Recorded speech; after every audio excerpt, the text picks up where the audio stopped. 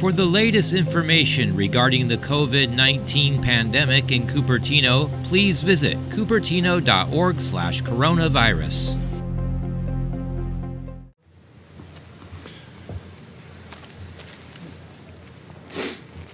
You guys all set, everybody? All right. Well, good morning, everybody, and thank you for being here and the opportunity to update my third budget as governor of the state of California. And I wanted just to begin to contextualize a little bit about the prioritizations that we are looking to advance here in this year's 2021-2022 budget. I want to contextualize not only in terms of what our prioritization will be, but also talk about the journey we've been on as a state over the course of the last 12 months, because I was standing right here less than 1 year ago presenting the 2020-2021 budget, and has so much changed. And I think it's incumbent to understand where we're going, where we've been, and to talk a little bit, I'll briefly talk a little bit in the opening about that journey over the last 12 months. And then I'll end with our priorities in terms of what we hope to advance in terms of immediate action. But I want to just begin by focusing self-evidently on the obvious, that our budget understandably represents and reflects the realities of this recession and the realities of this pandemic-induced reality, particularly as it's related to the issues that have impacted low-wage workers, small businesses,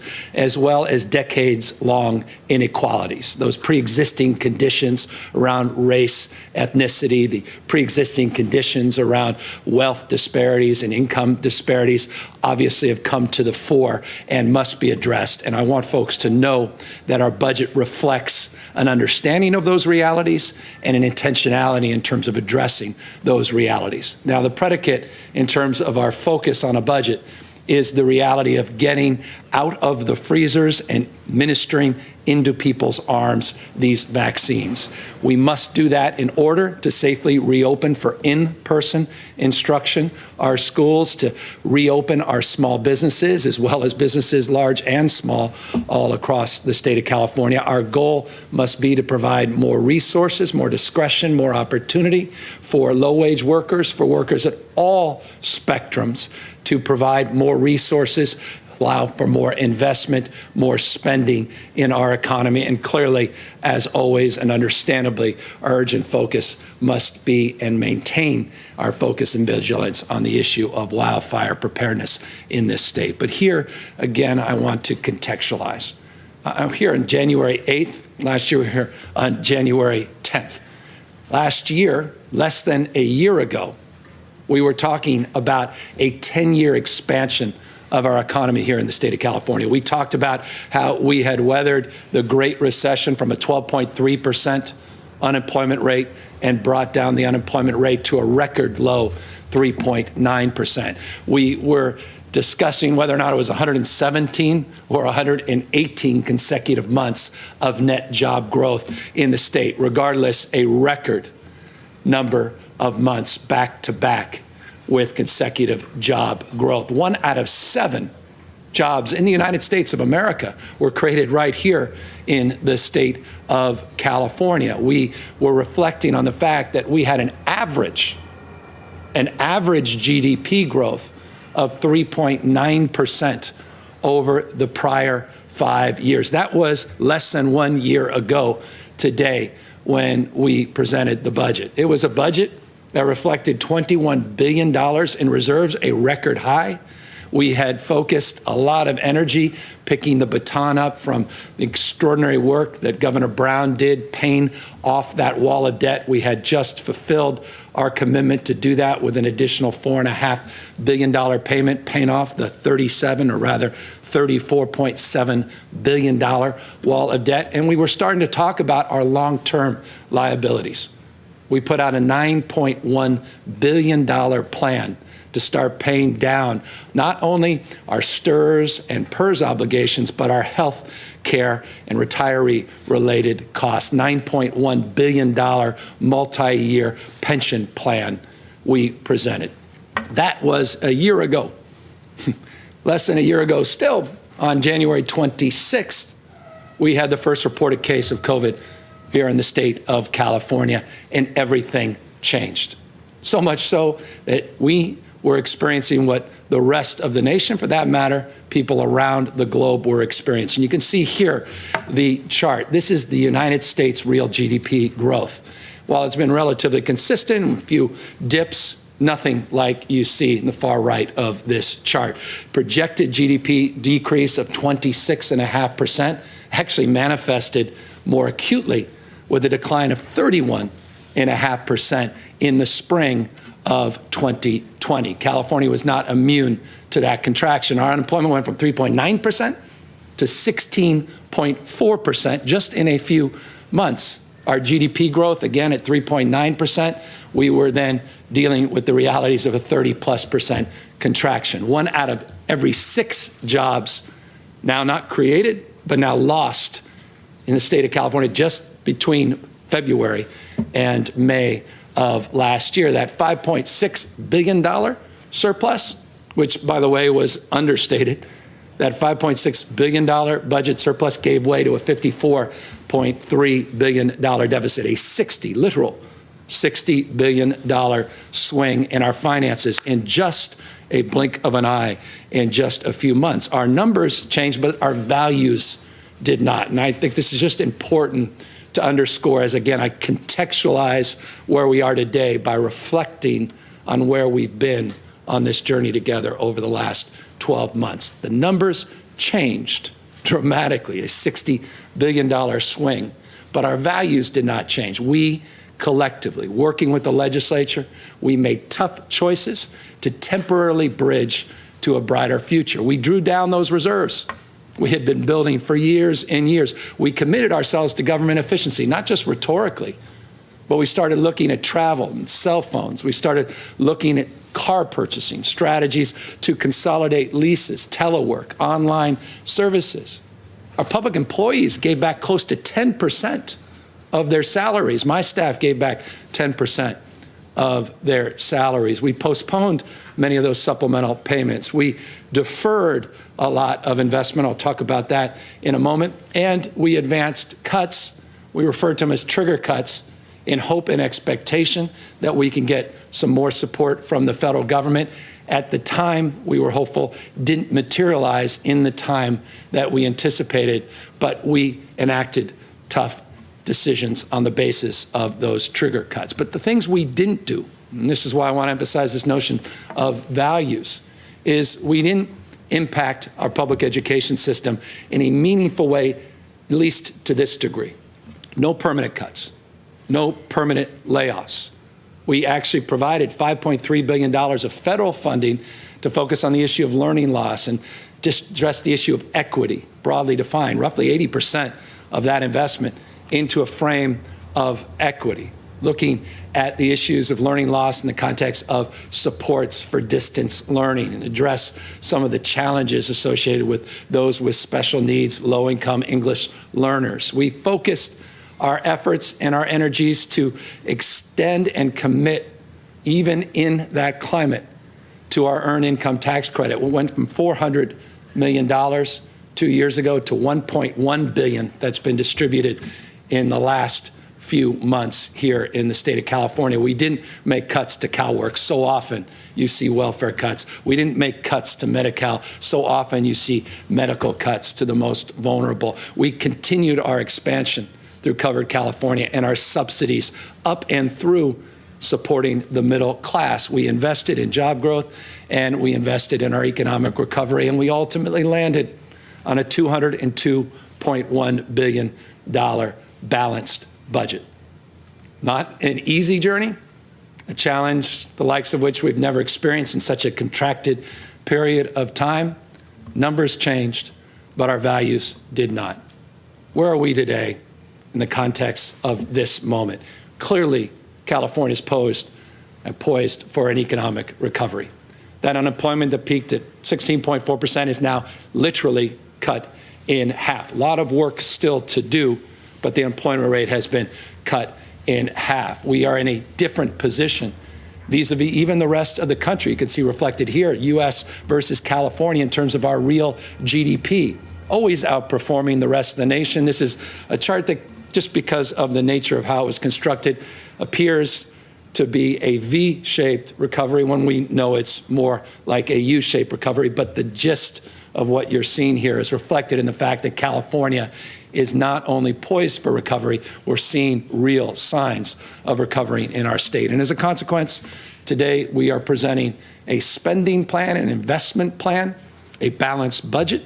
It's $227 billion, $164.5 billion that is reflected in the general fund. Here's the remarkable news I humbly submit, considering where we were just a few months ago as we worked together in June to address that $54 billion shortfall.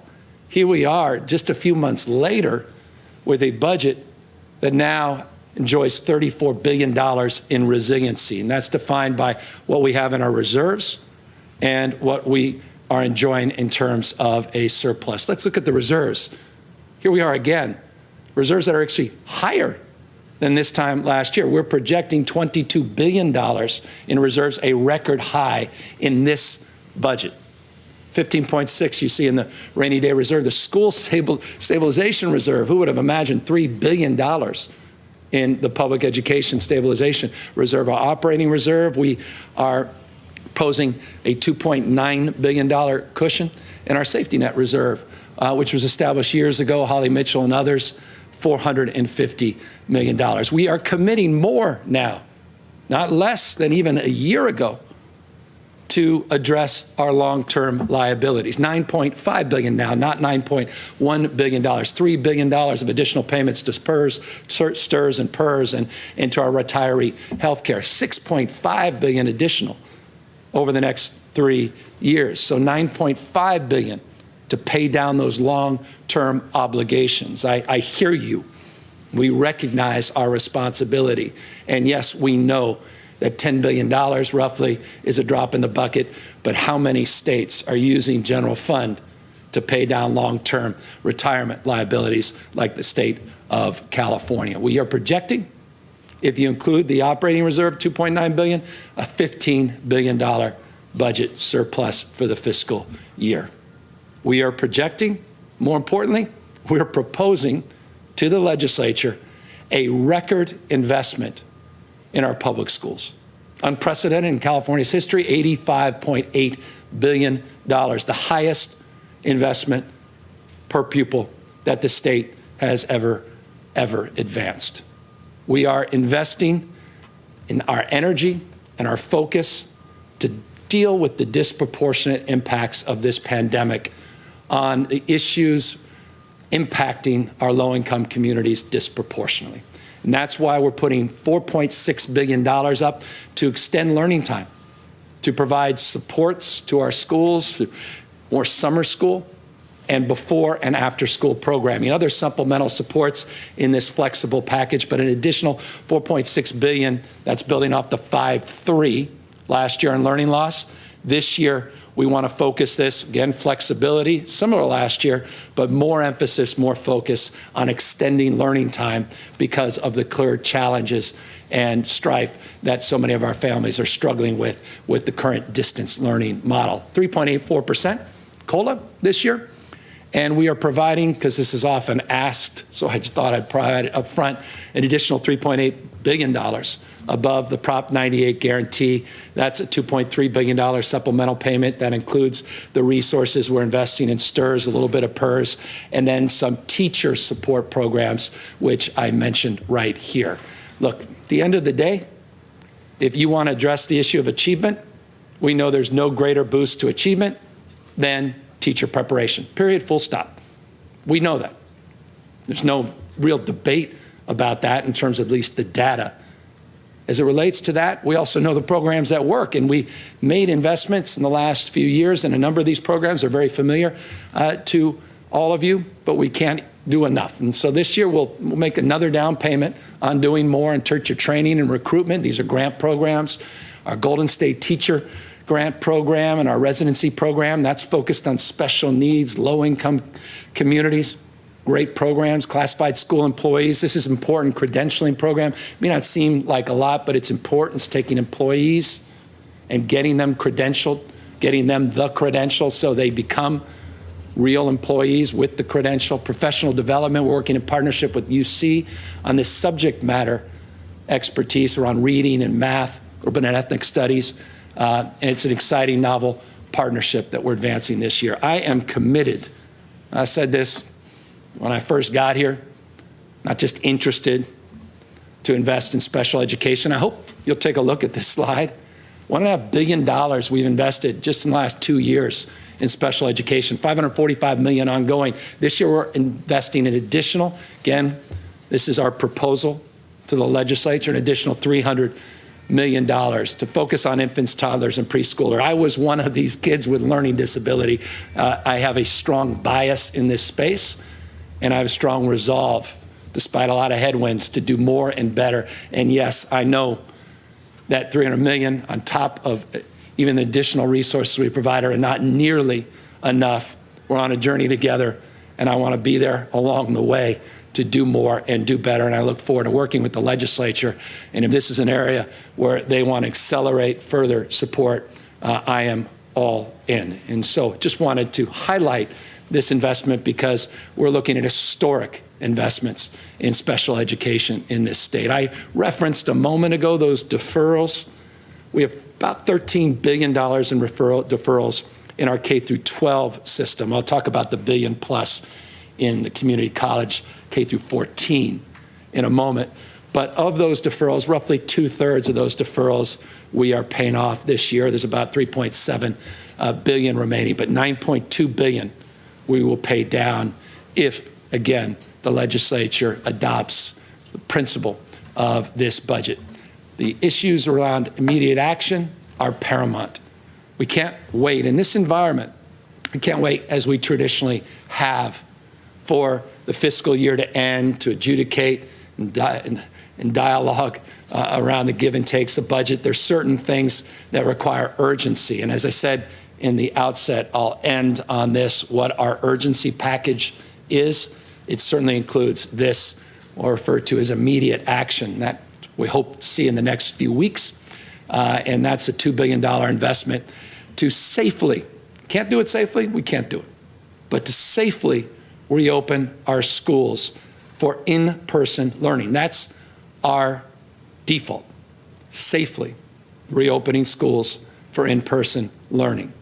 In order to do that, our testing programs have to be in place, protocols, our partnerships, management, labor, administrations, districts, school sites, all of that has to be put in place. We've talked a lot about this in the last few weeks, but the focus is on our youngest kids first, TK to 2, and then build on that age cohort through the spring and fund the needs of our low-income English learners and foster youth. Again, an eye on equity. And look, I don't think this, my wife is here today.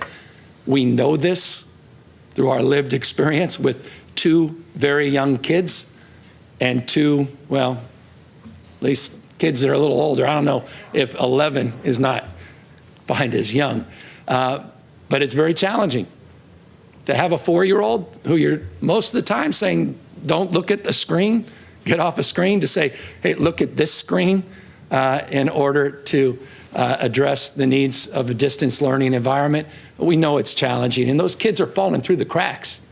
And we have all the support in the world. I can't imagine what's happening for millions of other children. This is why this is so important. And we know, for that younger cohort, that the social emotional benefits of in-person instruction are foundational, not least of which, and my wife would be the first to remind, not just me, but all of us, if we're going to be serious about equity defined from a gender paradigm, women cannot re-enter the workforce disproportionately unless we address the importance and the imperative of getting our kids back safely in schools, to address more broadly reopening our schools, but also reopening our businesses and providing that workforce that our businesses need in our recovery. So that's why we're promoting a $2 billion immediate action package and promoting that and directing it to the legislature. That said, here's the estimate. People are asking, what are we projected, what's anticipated to be received from the new federal act that was just provided. We estimate about 6 points, and this number will change. I say this is anticipated. Please put this as estimate, about $6.7 billion. By the way, this is additive. This will not substitute. We're going to have another $6.7 billion to invest in our school system. This budget, the budget that's in the printer, that went to the printer, was done before we got the details, which literally are coming in every day, of the new federal relief package. So this entire budget, please caveat with that consideration. Here is a specific proof point of $6.7 billion that we will work with the legislature to prioritize in terms of additional investment above the investment that I just laid out. Let's talk about investments. We talked a lot last year about our parents' agenda, foundational, and that is our investment in early childhood and early childhood supports.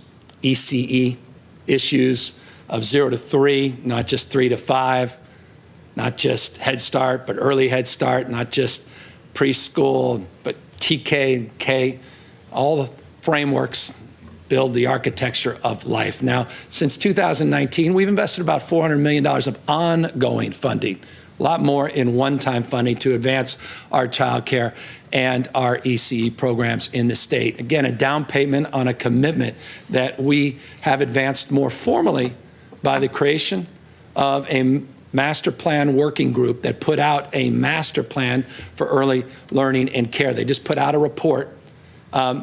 It's a big number to achieve the ultimate goal of providing quality care for all 4-year-olds and all income eligible 3-year-olds, to have the appropriate ratios, to have the appropriate reimbursements. To do all of that is going to take years. Like being honest with folks, not naive about the challenge. Even if you wanted to do it, you couldn't spend all the money and provide the quality that's foundational in terms of the expansion. But now we have a plan. We never had a plan before. A lot of hard work. And so many leaders in this space that worked hard on that plan, and we want to commit to a down payment on that plan. $250 million for incentive grants to match some of the work that's happening with early TK programs up and down the state. The infrastructure investments, again, we got to build out these classrooms. It's a big impediment. $200 million more professional development in this space, and obviously more ongoing support for child care. You recall we consolidated our child care functions, and we've now got them under one roof. After years and years of fragmentation, we've now focused under one roof. We're beginning the process of child care bargaining, which is the first time we've done this in state's history. We're really proud of that, and we'll thank our partners, Csu and others, for their advocacy, and the legislature for supporting that cause. And that's also happening in real time and will be advantageous in terms of our collective efforts. But none, perhaps more than this, and that's the $1 billion that we are looking to receive for child care and early child supports and Head Start supports from the federal government.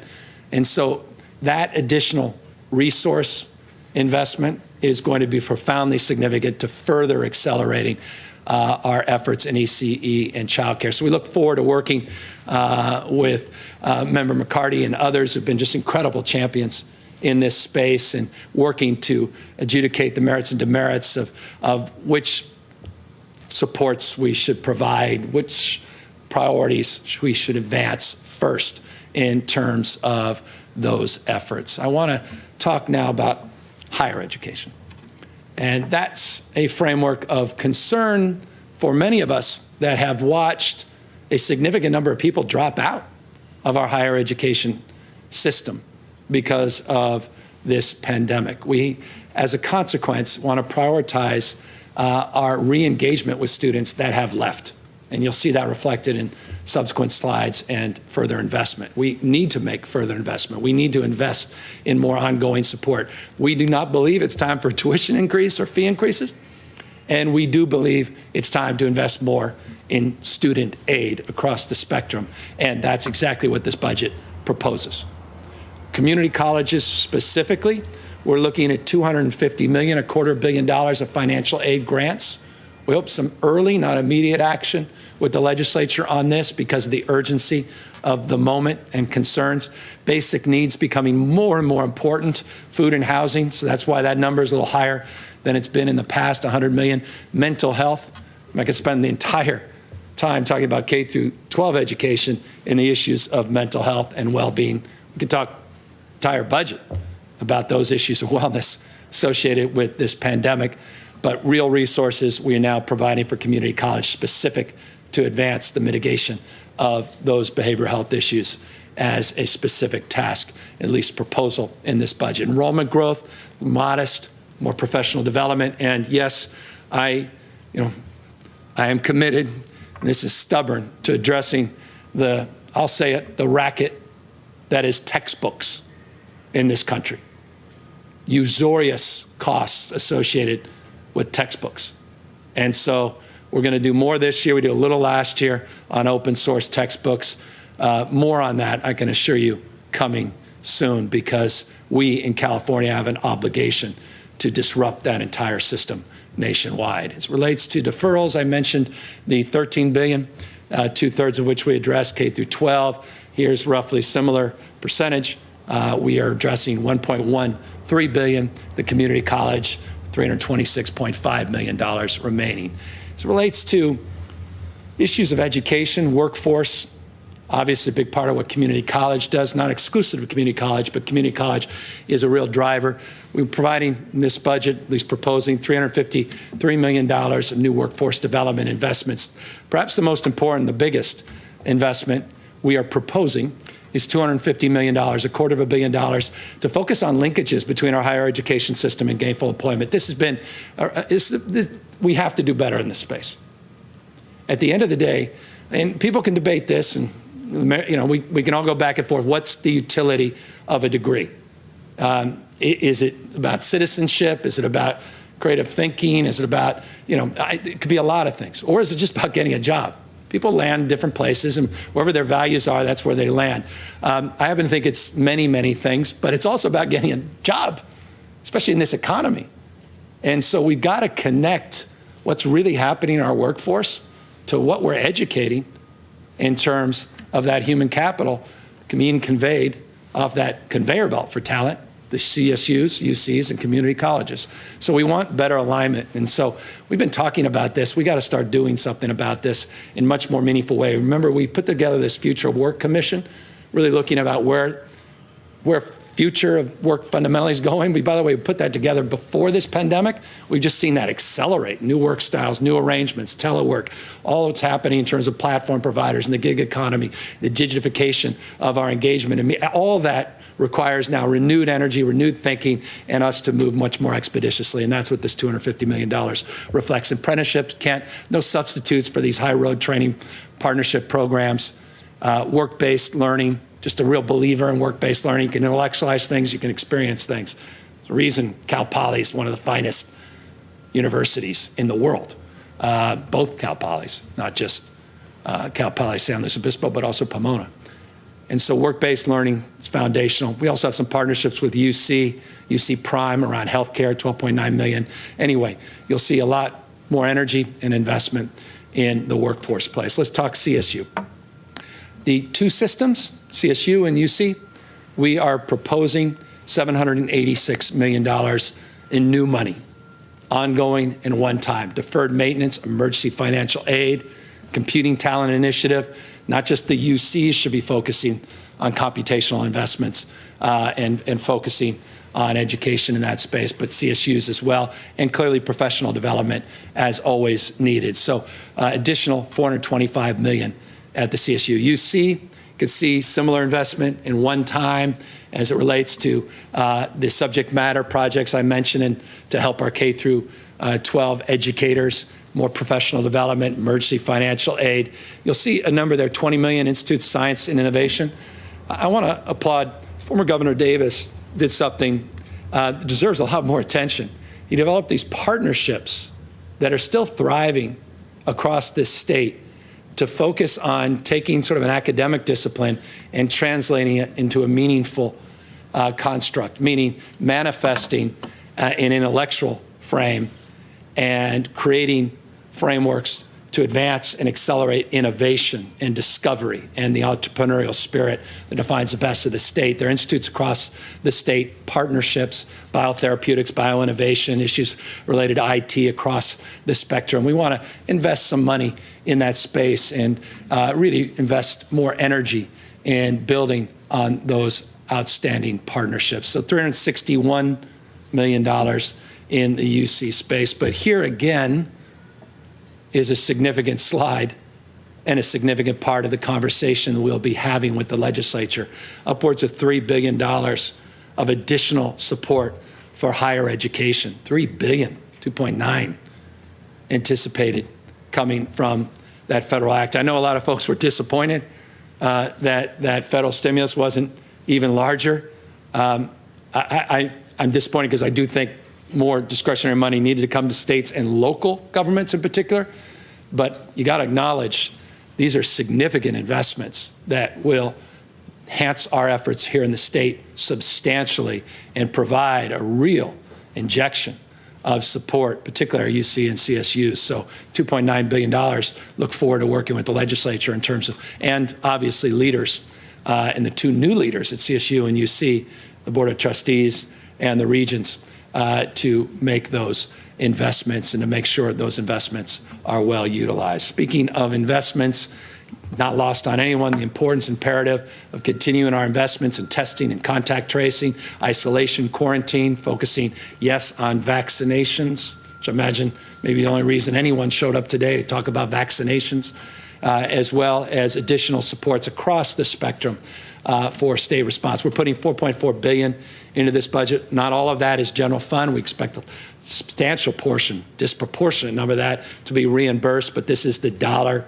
figure. Remember, $13 billion last year in the last, at least, fiscal year, and 4.4, at least since the beginning of the pandemic, 13 billion, 4.4 billion emergency response we're putting related to COVID relief in this budget. 372 for vaccines. Here's a slide that's also important, anticipating additional resources coming from the feds, additional $350 million for vaccines, and $1.7 billion for testing and tracing. So that's an open-ended question, is do we use that money to offset these investments, or do we add on top? And that's a question for the legislature. That's a question we have to dialogue. And I want to make this crystal clear so people understand the federal supports, with the exception of the Prop 98, the federal supports have discretion in terms of, do you add more support or do you substitute the general fund support and then redirect those dollars? There's discretion in that bucket. There's not in terms of those school dollars, K through 12. And so the question, or the $98 more broadly defined. And so the question here is this vaccine number additive, or can we use a portion of it? How much flexibility exists? Is it really 1.7 for testing and tracing? Can we provide more support, use some more of those dollars for vaccinations, PSAs, culturally competent outreach, address some of the stickiness as it relates to people wanting to administer or even rather receive these vaccinations? So again, all that will be debated, all that be discussed. And obviously we have a real partner in 12 or so days with President-elect Biden that will make that task a lot easier, and we look forward to that. Now, one task that's not easy is getting this economy moving again. We mentioned the 16.4% unemployment rate peaking out in May. It's half that today. It's still stubbornly too high. I want to get back down to those historic low numbers, 3.9, roughly 4%. We want to do even better than that. So we're looking at $4.5 billion economic recovery package. We socialized this a few days ago, so I won't belabor it too much, except to say we have some immediate action that we hope we can take together in partnership with the legislature. And that's $575 million in small business grants. These are grants, not loans. These go to nonprofits, not just small businesses, and cultural institutions. We're also looking for fee waivers, $70.6 million fee waivers, just to give you a spectrum, at least a sense, about 59,000 bars and restaurants licensed in the state of California. This would go directly to those businesses that have been disproportionately impacted by stay-at-home orders and this pandemic-induced recession. Manicurists and barbering, folks in that service industry as well would be beneficiaries of these fee waivers as well, about 55,000 establishments in that cohort that would benefit from these fee waivers. So want to get these grants out. This 575, as you know, builds on the money that we're getting out right now. These are $5,000 to $25,000 grants that we are putting out. In fact, we just opened this process up. Encourage people to learn more about it, covid19.ca.gov, covid19.ca.gov. Make themselves aware of the first $500 million, and then with immediate or early action, we could provide an additional $500 million, get over $1 billion+ of grants out the door as quickly as possible to help our businesses at this incredibly challenging moment. We also are promoting more investment in our Cal Competes program, about $180 million existing tax credits, about $250 million of a new grant program, credit program that would be administered through the same construct that's well defined through the Cal Competes process, but just expand the universe. We think this will increase our competitiveness, our retention strategies. We're not going to roll over. We're not giving up on economic development, and we're not rolling over or giving up in terms of our dominance, in terms of startups, innovation, entrepreneurialism, and world-class headquartered companies. So that's part of the strategy to make an investment in that space. Our Main Street hiring tax credit, $1,000 tax credit for employees up to $100,000 per business. We put $100 million up last year, at least a few months ago with the budget. We want to build on that, put another $100 million. We've got loan guarantees, put $125 million in that space. And the iBank, these are folks that fall through the cracks in the SBA loans, not getting the PPP loans from the feds. And we want to provide additional supports in that very successful program, women, minority-owned businesses that disproportionately have benefited from those current investments. We want to build on that success. We have the sales tax exclusions. I'm going to talk about that a little bit more in a moment to push out the boundaries of innovation, particularly as it relates to green energy, transportation. And then this, what seems modest, but to me it's significant, these are $10,000 seed grants in the California Dream Fund. These are important grants for people that truly fall through all the cracks. And this is a real lifeline for many, many businesses. And what seems rather insignificant from a Cal Competes frame, a few $1,000, a few $100 could be the difference between keeping those lights on or turning them off permanently. And so that's what that $35 million represents. We are putting additional, I just want to remind you, the $52 billion five-year capital plan. I'm not including roughly $10 billion that we're investing. Thank you, all the leaders on SB 1. Thank you to the voters for doing the right thing in terms of supporting SB 1, getting those dollars out. People say, well, what are we doing on infrastructure? We're putting out close to $10 billion this year. We're talking about EV infrastructure in a second. These infill infrastructure grants I'll also talk about in a second, but I wanted just to highlight on this screen additional $300 million in deferred maintenance. This is our parks, our judicial branch, the courts, water systems in the state. This is additive, another $300 million. This is stimulating in terms of the economic benefits, direct and indirect jobs that are created from these types of investments you see on this slide. It's why we are highlighting it here, the $300 million on deferred maintenance. We hope legislature will consider even putting more resources in this space. We think that's critical in addition to our five-year $52 billion capital plan. Here's the resources we anticipate, close to $3 billion in transit, state highways, transit. Can't come at a better time, particularly for our transit agencies. Again, this is just hats off to Speaker Nancy Pelosi, her incredible leadership, stubbornness on the other side, aside, her incredible leadership, her stewardship, her faith and devotion to this cause of helping you, all of us, get through this very challenging time, demonstrably exampled here in this roughly $3 billion investment in our transit systems, which have been battered by this recession, as well as investments in our roads, bridges, and highways. Speaking of investments, we think there's urgency to get money into people's pockets. You recall that first slide. And that's why we're proposing a Golden State stimulus to basically make those $600 checks that people are starting to receive from the federal government to get them to be $1,200. We want to get roughly 4 million checks out within 3 weeks of me signing this package. We can get these dollars out quickly. Luis Reyes, all these incredible leaders that were on a Zoom call the other day promoting this. Just thank you for your leadership, your support of this effort, leadership of the Speaker and Pro Tem, so many others, including clearly our two budget chairs, Ting and Skinner. Thank you for your consideration of this program.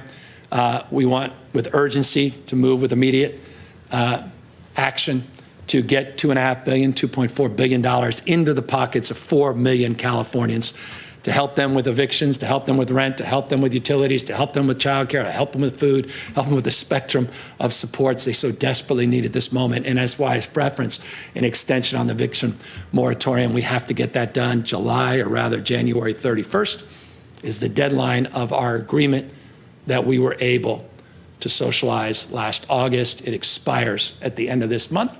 So with urgency, we need to move to get that extension.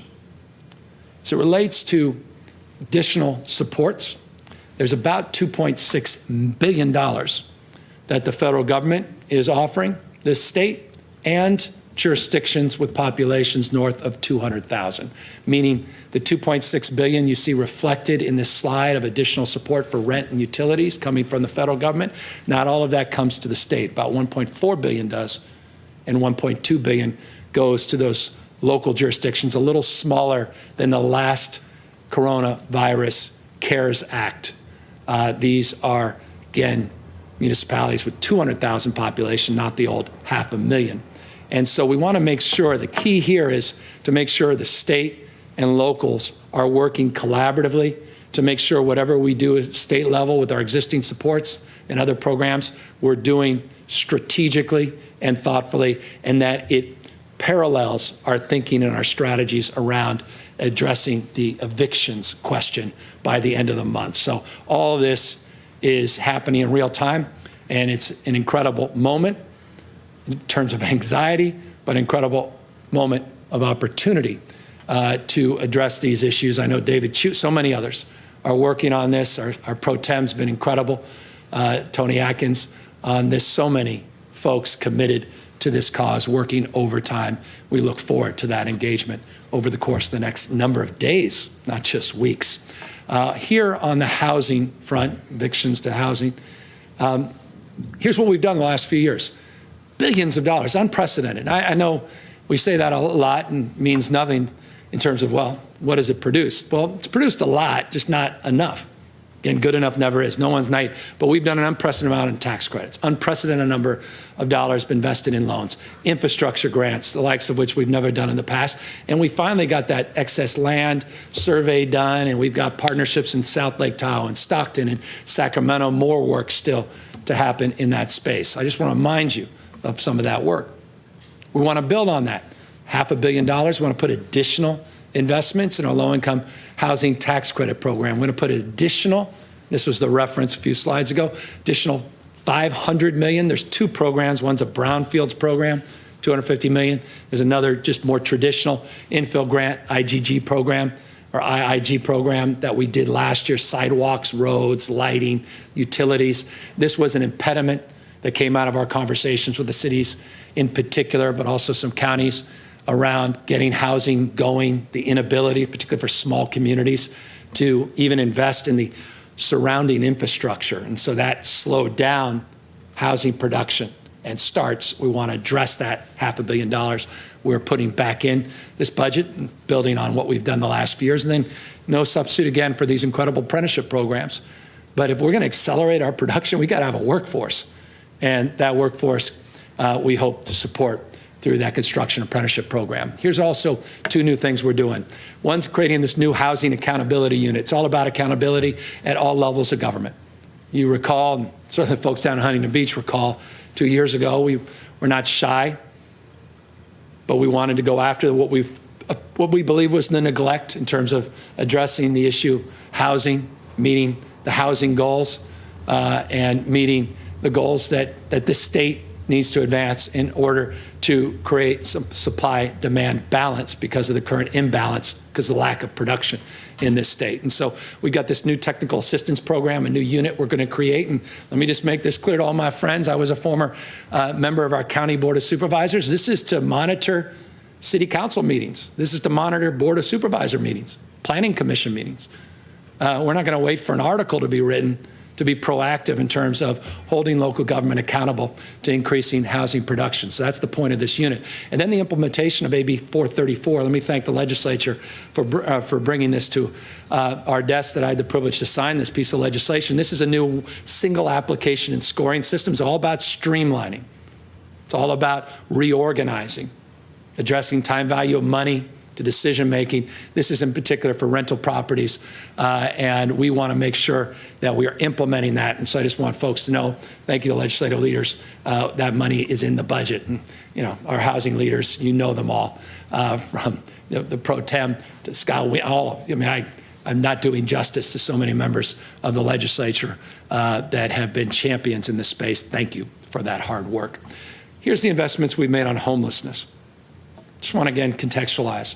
Got a lot more work to do here. We're just getting going. It's been a challenging year, but we're just getting going. We're mindful. We know exactly what to anticipate in the next year, 2, 3, as it relates to the dust settling on this pandemic and the impacts of this pandemic in terms of the prospects that we are going to be challenged with even more homelessness in this state. Now, we haven't been shy. We haven't been timid, and we haven't used the pandemic as an excuse not to move forward. $1.2 billion, $1.16 billion has been invested to cities and counties in our COCs just in the last 2 years. We did this in April, something called Project Room Key in April of this, just a few months ago. We were able to get 23,000 people support homeless individuals. It's unprecedented in California's history. I know 23,000 is not 123,000, but it was significant. And we still have close to 15,000 units of room key housing in our portfolio, at least the portfolios of cities and counties all up and down the state. We created a new program in June, really got up and running in July, August, September, October, just in 5-6 months, called Project, we'll refer to, it's really Home Key, Project Room Key, Home Key. And we invested with the incredible support of the legislature, incredible support. They went above and beyond, providing these grants, $846 million awarded. We got those dollars out in just a few months. We got all these 94 projects in escrow in less than 6 months, 51 jurisdictions, and over 6,000 permanent new housing units that would have otherwise not existed had we not gotten creative, working with our federal government, which provided 75% of the support in terms of those investments for this program. We also were able to match some philanthropic support because good ideas generate support, and I just want to thank philanthropy for their recognition of that program as well. And because it worked, we might as well double down on it. And that's what we're proposing to do. New investments, $1.75 billion in new investments in housing to address the homeless crisis. $1.75 billion in new investments to purchase more hotels and motels, to build on what we did last year, to focus on mental health housing. We must provide and develop more community mental health housing, physical brick and mortar infrastructure. It's missing. It's been missing for decades. Let's use this money to make that investment, and let's invest and dedicate our investments in our vulnerable seniors. Came out of Master Plan for Aging, comes out of just common sense, and it's just self-evident. Any of us watching, any of us seeing, experiencing what's happening in this country, not just the state, disproportionate now number of seniors we're starting to see, or at least large number of seniors we're starting to see on our streets and sidewalks. And so we need to do more in that space. $1.75 billion we're recommending for the legislature to consider. And yes, we're bringing back CalAIM. Talked a lot about this last year. This was unfortunately impacted our investments into complete transformation of our Medi-Cal system. Our Medicaid nationwide, it's Medi-Cal here in the state of California. We want to invest $1.1 billion, that's all in, not just general fund, in this CalAIM proposal. As my dad used to love to say, God's delays are not God's denials. While this may have been delayed last year, we're committed to the cause this year. This is about payment reform, changing incentives, investing in prevention, looking at brain health and physical health, looking at the integration. It's basically statewide whole person care, that old waiver that we had for pilots, whole person care, to address the whole person, not just pieces of people. and waste money in a fragmented system, to incorporate that statewide.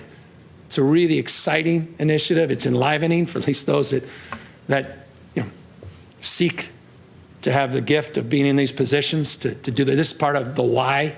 Why do you want to be in these positions? This is a big part of my why. And I know it's a big part of Dr. Galley and my entire healthcare team's why. This is exciting. And there's so many wonderful, Dr. Wood and so many members of the legislature, Pan, there's so many wonderful leaders in this space that Ramla help amplify these efforts. And I just want to thank them for their work on this and their commitment to it. Let's talk about work. We got to commit to doing more to help our kids and their health needs. I remind folks that the brain is part of the body. And so we need to address the issue of brain health and physical health. And the issue of early screening is foundational at prevention, but creating a greater, stronger school-based model of care for behavioral health is fundamental. Wellness, early prevention, suicide prevention. God bless. Suicide prevention. So $400 million, that's all in, 200 general fund, 200 million matched the Fed's commitment in that space. $200+ million, there's an old 2006 bond that was passed. A lot of the money was spent, but a lot of the money was relinquished. A lot of the money came back. We can use it with discretion on this jails facilities bond. Kind of like this, at least the frame. Jail facilities bond, money is available. We could put $200 million and we can use that money for residential mental health facilities. So building on that $1.75 billion and some of the resources there, an additional $200 million here to provide resources. So repurposing of this is something we are proposing to the legislature. And then we got to deal with this issues of incompetent to stand. And this tough stuff. It's part of our state hospital system. We've had 3 pilots, these demonstration projects. We want to scale them. That's why you see that reference of $233 million of the $304.5. But we have to deal with ISTs. We want to look at Fairview. We have a lot of proposals in this space. We have comprehensive proposal in this space. A lot of work to do in this space. But this is foundational. It's principled. And yes, there's a legal requirement to do the right thing as well. We should have needed that. But we are committing to a long-term process of investing in the IST space. Speaking of investments, Hunter, another $500 million. This is substance abuse as well as mental health that we do anticipate coming in the space from the federal government. So again, legislature, really look forward to working with you on these resources. It can be supplementary, it could be additive. We'll work together. We'll figure that out. Now let's talk about healthcare. So we move from mental health more broadly to physical, not just mental health. Here's a lot of work we've done, that individual mandate, this expansion and the deepening of those subsidies into the middle class. No other state in America does that, into the middle class, supporting subsidies for our public option. We provided eligibility for everyone regardless their status up to 26. We created this commission, the notion of changing our payer system, and I've long believed in a single payer model. I just believe ultimately that's where this country is going to go. It's a question of how you get there. So we really need to answer all those tough questions, because really at the end of the day, there are only tough questions in this space.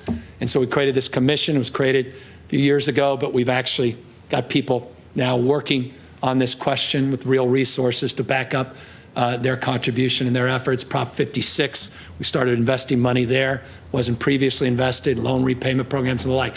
We've talked a lot about reducing costs, lowering prescription drug costs, talked about more cost targets, transparency, consequences for failing to meet targets, and how we can do more to expand eligibility and deepen subsidies. So here's what we're proposing this year. Last year, we talked about this Office of Healthcare Quality and Affordability. This year, we're going to get it done. This fundamentally is an office that will address that provider consolidation issue. We'll address some of the regional disparities on why in Northern California versus Southern California, the cost structures are so different. There's no excuse for that. We have to address those head on, to be forthright about that, and we've got to target costs in all sectors, and hold folks to account. More transparency. It's tough. No one says this is easy. In this office, it's about the umbrella to begin that process anew. We also, as part of our master plan for aging, thank you to all the leaders that just put that master plan out. creation of this Office of Medicare Innovation and Integration. And this is all about some of the wobbler issues of Medicaid, Medicare. This is all about integration more broadly and looking at keeping people in home, keeping supports. The whole idea is allow people to live in place, live in dignity, address transportation needs, support their long-term care by being innovative.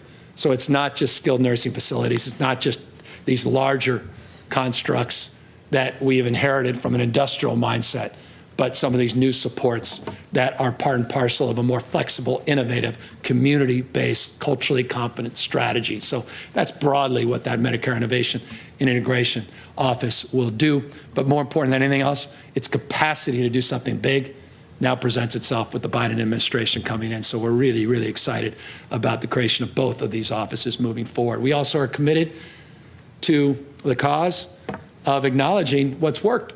Telehealth has really worked. Been amazing. We did some immediate executive orders, codified trailer bills, legislation. A lot of good work was done.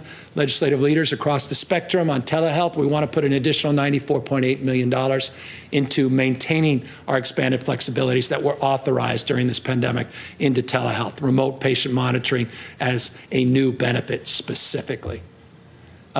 Look, for adults with type 1 diabetes, no more important benefit than this continuous glucose monitoring. It has not been an expanded Medi-Cal benefit. Now it will be, again, if the legislature concurs. And then there's that $1.4 billion. You may recall those suspensions in the budget may have been on your mind. A few of you that may be familiar with it. We suspended, again, back to those trigger cuts, deferrals, suspensions to balance last year's budget. Prop 56 supplemental payments, IHSS, in-home supported services. Doug Moore, Doug, that suspension's gone. To April Barrett, gone. We finally are addressing those issues. Thank you guys, both of you, for your strong advocacy and support. That's at 7%. We're going to get that moving again. Developmental service rates, so many, so many, I think I can go through the list. I was thinking of Fraser and others, incredible leaders in developmental services. Thank you for your support and leadership in that space. Those suspensions are off, $1.4 billion impact to the general fund, but we are in a position where we can afford to do that. The master plan for aging, I talked about all the things that are in other parts of the budget. We're just doing some direct supports, and also former First Lady Maria Shriver and her work on Alzheimer's. She talked about the importance of a new senior advisor position. We're going to do that. Talked about these Blue Zone community grants. We're going to begin to seed those grants. More data sharing, more systems connectivity, more research, media awareness, all of that part of a package for the master plan for aging and homelessness. Speaking of a package, comprehensive $1 billion commitment to wildfire resiliency and emergency response. $1 billion package. We're going to provide this. It's always among the first questions. Does that mean more firefighters? Yes. At least 30 more crews, 15 members per crew, $143 million. Continue our investment in C-130s, these large air tankers, better suppression technology, night capacity, faster, safer Black Hawk helicopters, replace those old Hueys, $48 million. New LIDAR, we delayed that last year. It's around remote sensoring and LIDAR to really start mapping with more sophistication, specificity, our remote monitoring, but really start pre-positioning with more understanding, more nuance, using technology to really map and research our fire-prone areas in the state. And then, yes, maybe it's just because I'm fifth-generation San Franciscan, earthquake early warning system. Please be mindful. We live in the state of California. It is spectacular for a reason, at least topographically, geographically. Mother Nature will remind us of that. And so we need to be prepared and mindful that because of technology, we may learn a few seconds, hopefully 10, 20, 30 seconds before the direct impacts through this early warning system. I don't know of another system like it, at least in the United States. Japan, others have some interesting systems, but we're proud of that. We're going to put an additional $17.3 million in investment in that space. Cap and trade. Last year, we weren't able to do what we wanted to do in cap and trade because of the contraction. This year, we're able to do a lot more. We had some good August auctions. I think it was $474 million. We had a good November auction. I think over $584 million, don't quote me, but roughly That was the auction receipts. So we're in a position, $1.4 billion investment now into cap and trade. We're going to accelerate our efforts. I don't know if you saw what China's doing on electric vehicles. I mean, this is where the world is going. You want to be big, you got to be big in big things. Nothing bigger than low carbon green growth. Nothing more impactful, nothing more meaningful from an economic paradigm and inclusion paradigm than changing the way we produce and consume energy by investing in the future and making sure we're dominant, not just nationwide, competitively so, but worldwide. And that's why we want to accelerate our efforts to alternative fueled vehicles.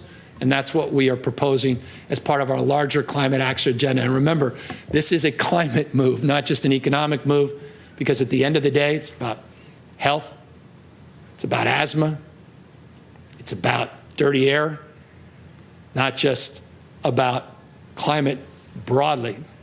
It's also very personal. It's about equity.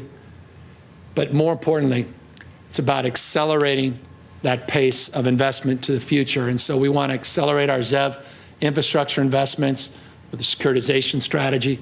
We want equity to be a principle of this effort. We don't leave people behind. It's not just about expensive, fancy cars and the rest of us are left behind. That's the Clean Cars for All program, about $495 million one space, or 400 plus million in that space across the board on the equity side, $1 billion plus in the infrastructure side. Climate innovation, we want to, I referenced this a moment ago, want to create some sales tax exclusions on the manufacturing side to promote alternative energy and investments in alternative transportation as well. So that's just a jump start to be more competitive in that space, $100 million. $300 million we want to put up in environmental justice, new dollars, toxic cleanups. It's not just X-side. X-side is a priority. You can see that reflected here. An additional, separate from the 300, additional $50 million, close to $50 million in that space. But we need to invest in more energy to address all of these other sites up and down. How many other X sites do we have? And we need to start to put money up. We need to start investing. 300 million is a drop in the bucket. I'm not naive, but it's a start to begin to investigate these highly contaminated properties, prioritize from a health perspective those investments. Sustainable agriculture, $385 million we're proposing. So proud of our agricultural community, so proud to live in an agricultural state. It's pride, so much envy around the world. We can't lose sight of the incredible farmers and ranchers that we have in this state, but we also can't lose sight of the burdens that are being placed on them, stacking of all these rules and regulations, and in particular as we transition to low carbon green growth, as we decarbonize our economy, we need to be there and be more supportive in terms of equipment replacement, $250 million, climate smart loans for efficiency, more soils management. My wife, again, here, in terms of regenerative strategies, soil management, so fundamental to our efforts. We're putting real money in this space. Sigma, that remarkable work that was done before we got here on Sigma. We need to provide some support and grants. It's $100 million to help with Sigma, our Sustainable Groundwater Management Program, which now is in place. And then obviously direct assistance to small farmers, mid-sized farmers. We want to put money in that space. And then something we've been working on for months, may not seem like a lot, could be a big deal. I don't want to overpromise, but a unified licensing portal to streamline regulations and reporting across the spectrum for agriculture. That's long overdue. We actually have a proposal plan, and that's why we're putting that dollar figure up to invest in it. And as always, more investment in integrated pest management, issues related to reducing harmful overuse of pesticides in this state. And so we want to support the transition. We want to be punitive to bad actors that are flagrant, but we also are mindful in that transition of the work we have to do to help support that. And there's resources in that space. And by the way, speaking of resources, $600 million of federal money for farmers and ranchers as well. We'll work with the legislature to look forward. Melissa Hurtado, so many others already now reaching out. How can we wisely make these investments? Speaking of agriculture, we just have a few more slides. Important, we considered food insecurity.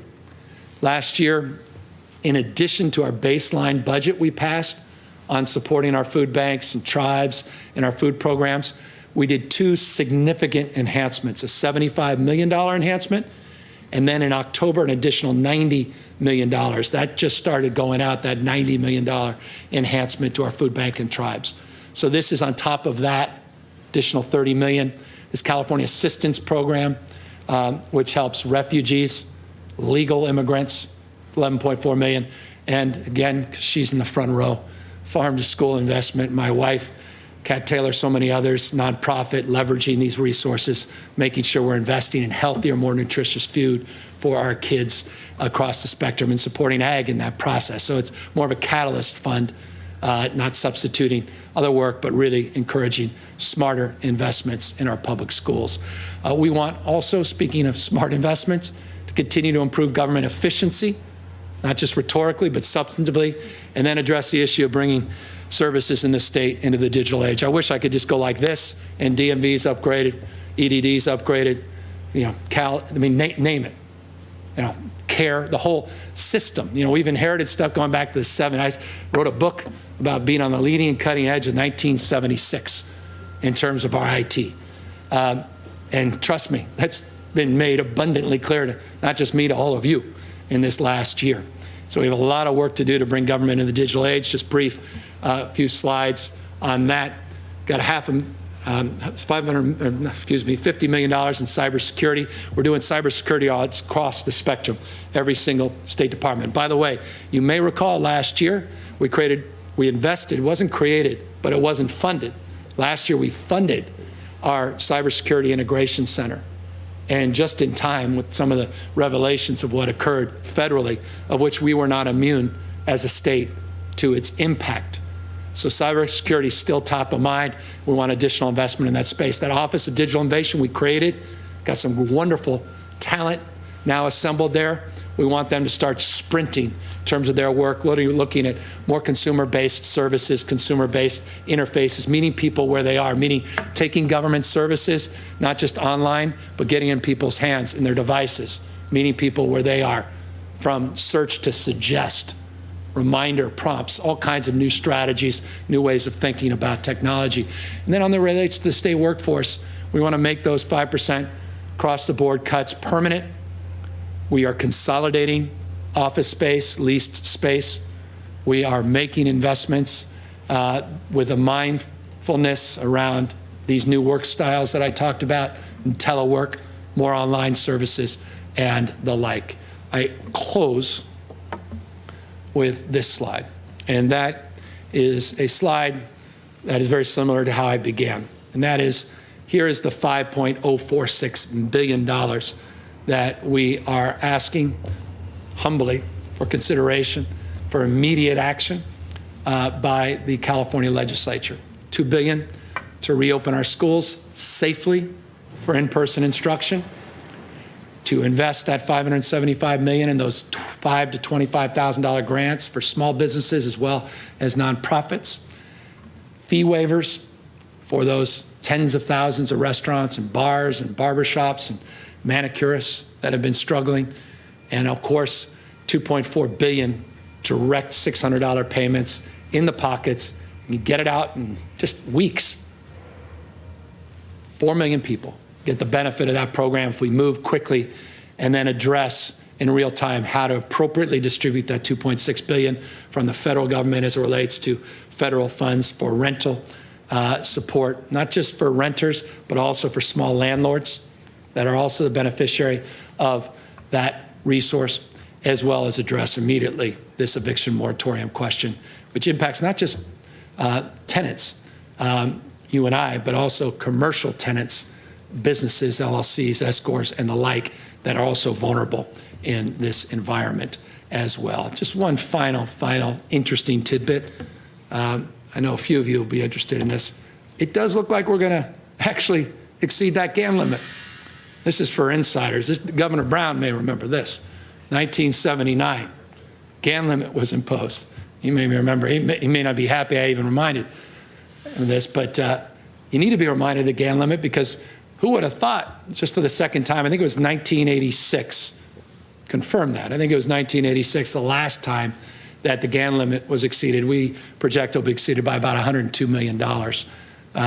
Just to projection. We're going to know more. The answer to your question is, what does that mean? You know what it means, some of you, that money has to be given back to taxpayers, 50% back to schools.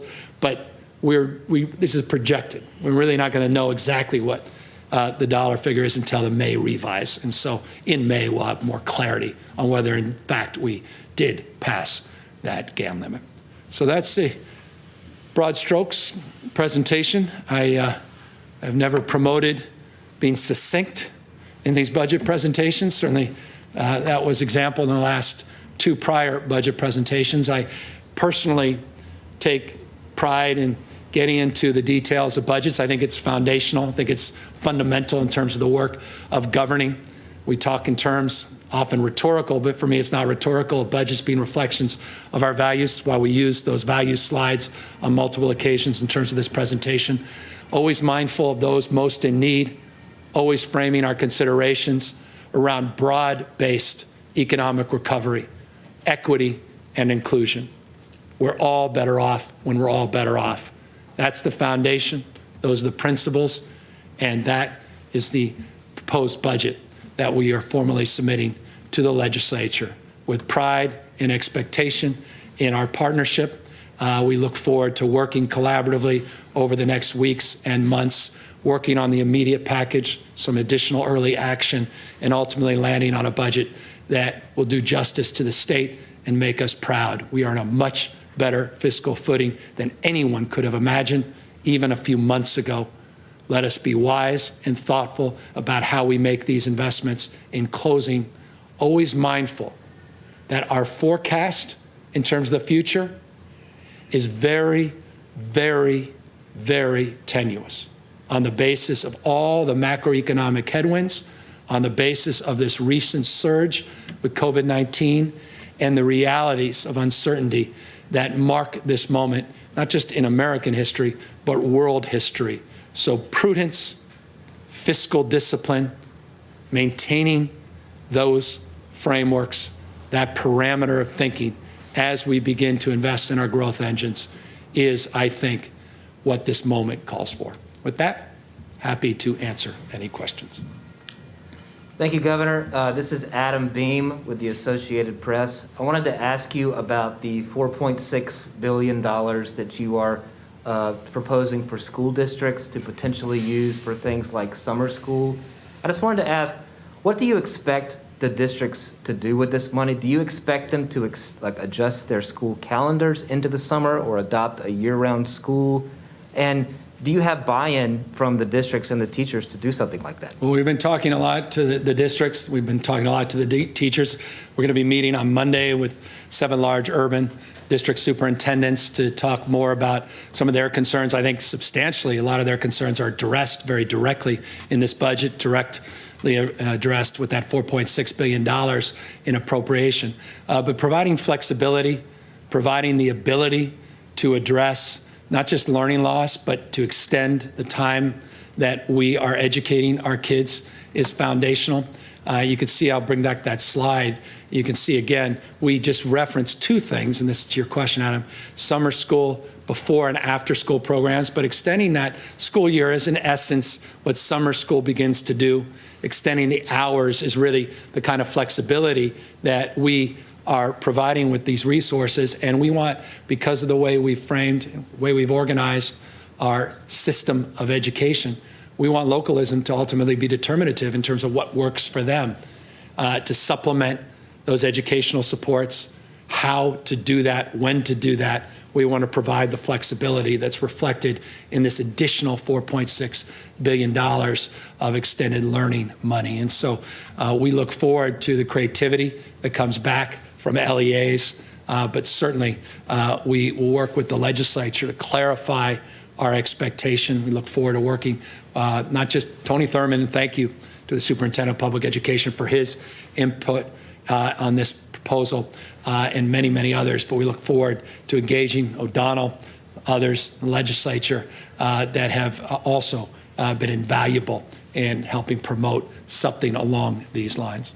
Is that your goal, to encourage districts to adopt some type of year-round type calendar program? My goal is to address the issue of learning loss, to address the issue on those disproportionately impacted English learners, foster kids, homeless kids, people with special needs, kids with special needs, young kids. What we hope to do with this money is address these inequities, to address the realities that distance learning has not met everybody's needs equally. And that's exactly what this is intended to do. We want to provide flexibility because one size does not fit all. Different cohorts, different populations, different dynamics, different governance, different leadership. We want to provide that flexibility, but we've got to invest in more time and attention to those most at need. And that's fundamentally what that $4.6 billion represents. Thank you, Governor. This is Laurel Rosenhall with Cal Matters. I also have a question about schools reopening. You referenced the concerns raised by the urban school district superintendents. They said that your plan, allows local teacher unions an effective veto on reopening because it encourages schools to reopen, but doesn't compel them to do so even when public health circumstances show that it could be safe. So I'm just wondering if you would be open to a plan that requires schools to reopen in person when it is safe, or if you're committed to allowing local teacher unions to, decide whether that can happen. Well, I don't frame it along the way you've framed it, or frankly was framed in that letter. We are working with those superintendents. We look forward to engaging them formally on Monday. I think substantially this budget reflects the vast majority of their concerns that were highlighted in that letter. Concerns around equity, that's demonstrable in terms of the budget we've just put out, the historic funding that we have put out, the additional supports coming from the federal government that will only further the cause of addressing equity. We have as default, you got to opt out. It's not an opt-in now. We flip that frame in terms of at the beginning, focusing TK to 2, and then building on subsequent cohorts. We've had robust and energetic conversations, not only with teachers unions, but represented bargaining units across the spectrum. And we will continue to engage them and support local superintendents in that effort. But one thing I know, and forgive me, I know it's stale, it's rote, and I've repeated it on multiple occasions, but I think it's important to repeat in this context. There's an old African proverb that says, if you want to go fast, go alone. But if you want to go far, go together. And I do believe fundamentally that if we're going to successfully educate our most vulnerable kids, if we're going to be successful in addressing learning loss, if we're going to be successful as a state, we have to do it in partnership with. And so this notion of imposition, closed fist versus an open hand is a distinction for me that's important.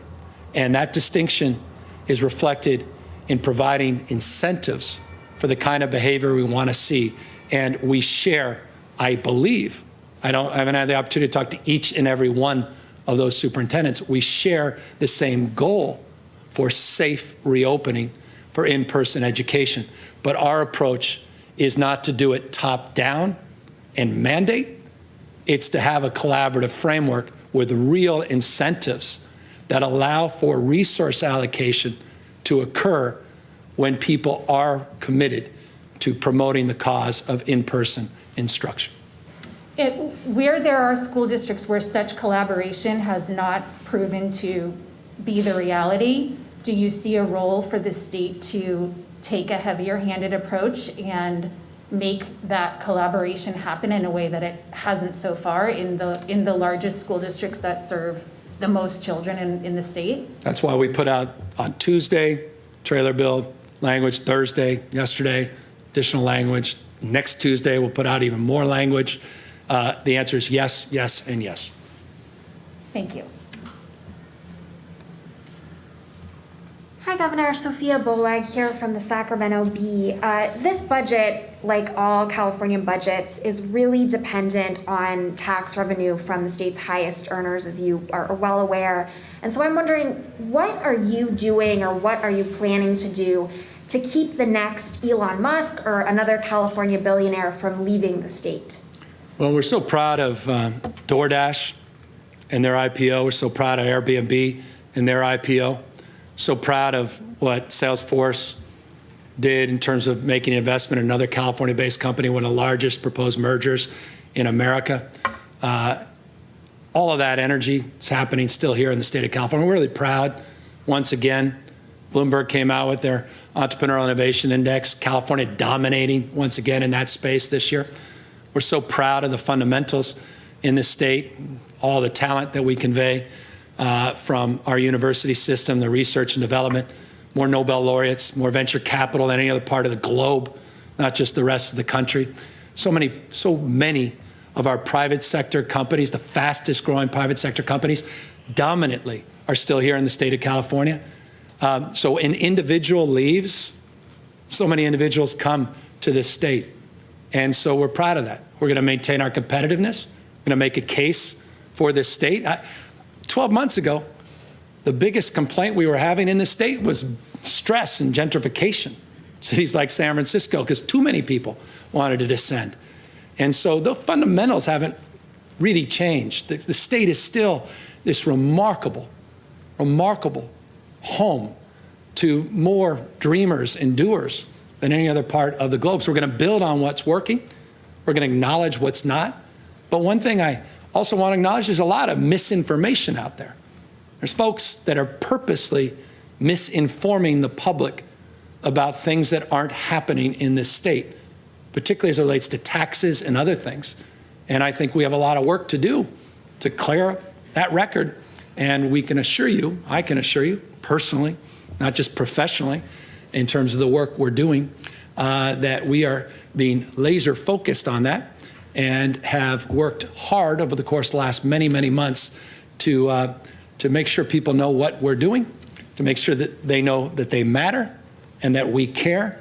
And we are building those supports not just at GoBiz, but across the spectrum of state agencies. And I hope you see that reflected substantively here today with the billions and billions of dollars of economic and workforce support and the streamlining that we're hoping to do within industries to help accommodate our job creators and create conditions where they can flourish and thrive. I mean, specifically when you talk about, making sure that people know what you're doing, you just mentioned some of the budget investments that you've outlined.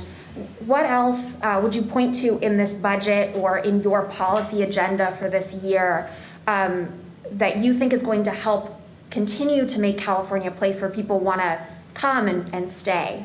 Well, the investments, $786 million right here in investments. Put this slide up, perhaps the most meaningful, $786 million investments in Csu UC. You want to know what the differentiator is in this state? Again, I'll repeat it. It's not only the conveyor belt for talent, UC, CSU, and community college, but it's also our research institutions.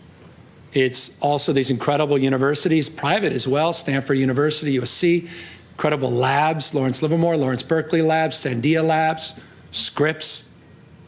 Those are the economic engines, ultimately, of human capital, the birthplace of life science and biotech, 1979. Interestingly, 1979, Gantt was established. We also were the birthplace of biotech and bioinnovation. So you build on those strengths. We also have put out, and I'll go to the slides, billions and billions of dollars of additional supports. The Cal Competes grants go directly to your question. We've never provided this level of new support in some time. The Main Street hiring tax credits, the loan guarantees, fee waivers across the spectrum, grants to help the ecosystem of job creation, job growth, housing investments go directly to your question. The investment in addressing quality of life, homelessness, the investments in schools, not just higher education, the issue of K through 12 investments, early child education substantively addresses your question, childcare. Address it. Forgive me, I'm here not to provide a tweet 144-character response, but a comprehensive response that's not just about tax credits, not just about traditional metrics to which some people see the world, but more comprehensively about creating an ecosystem, creating a climate for entrepreneurialism, something I know a lot about. I'll remind you, I'll remind everybody, I didn't start in politics. I started in the private sector. I took pen to paper out of college and got 13 people to invest in an idea. And I grew that business to 20 plus businesses across the state. No trust funds in my family, didn't inherit anything, wasn't a family business, it was an idea. I took pen to paper. So when it comes to the issue of entrepreneurialism, when it comes to the issue of small businesses, when it comes to the issue of risk taking, I'm the beneficiary of this state and all that it's provided. There's no state on planet Earth that I'd rather do business in than the state of California. I'm proud of this state. If you're looking just for the cheapest place to be, that's not the game that separates our game from gameplay elsewhere. But if you're looking for an ecosystem, there's no other state in the world that is further along than this state. We'll acknowledge the areas of stress. We have to. I think I just did in terms of the preamble, in terms of these budget supports and the need to do more. But I'm also very, very mindful and proud of what this state has to offer that no other state in our union has to offer. And so while you identify one or two people that one went to Hawaii or so, it's wonderful. I think that's what life's all about. But so many people coming to the state as well, and so many people that just in the last few weeks have doubled down. Brian Chesky said, no place else would Airbnb have been possible. Talk about all the new billionaires that were created. You talk about the volatility tax. How about all those new billionaires were created just in the last few weeks? Why don't we highlight that as well? Because of someone taking an idea, living on a mattress.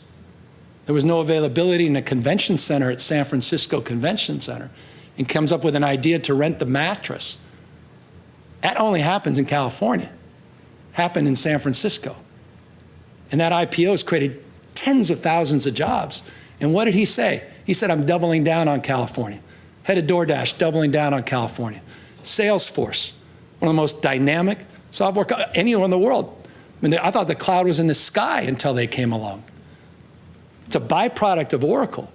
Now it's one of the fastest growing software in the world. Look at the investments Mark Benioff is making in this state and how committed he is in the state. I'm just proud of all that. And, but I'm mindful of some of the headlines. But boy, this budget reflects this state's doing pretty damn well.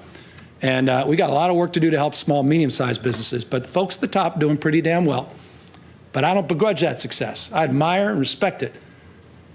But at the same time, we have to be mindful of a competitive landscape, and I am acknowledging that.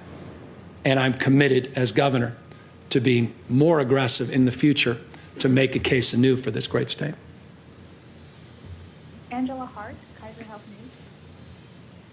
Thank you, Governor. I have two questions for you, and I'm happy to repeat them if I need to.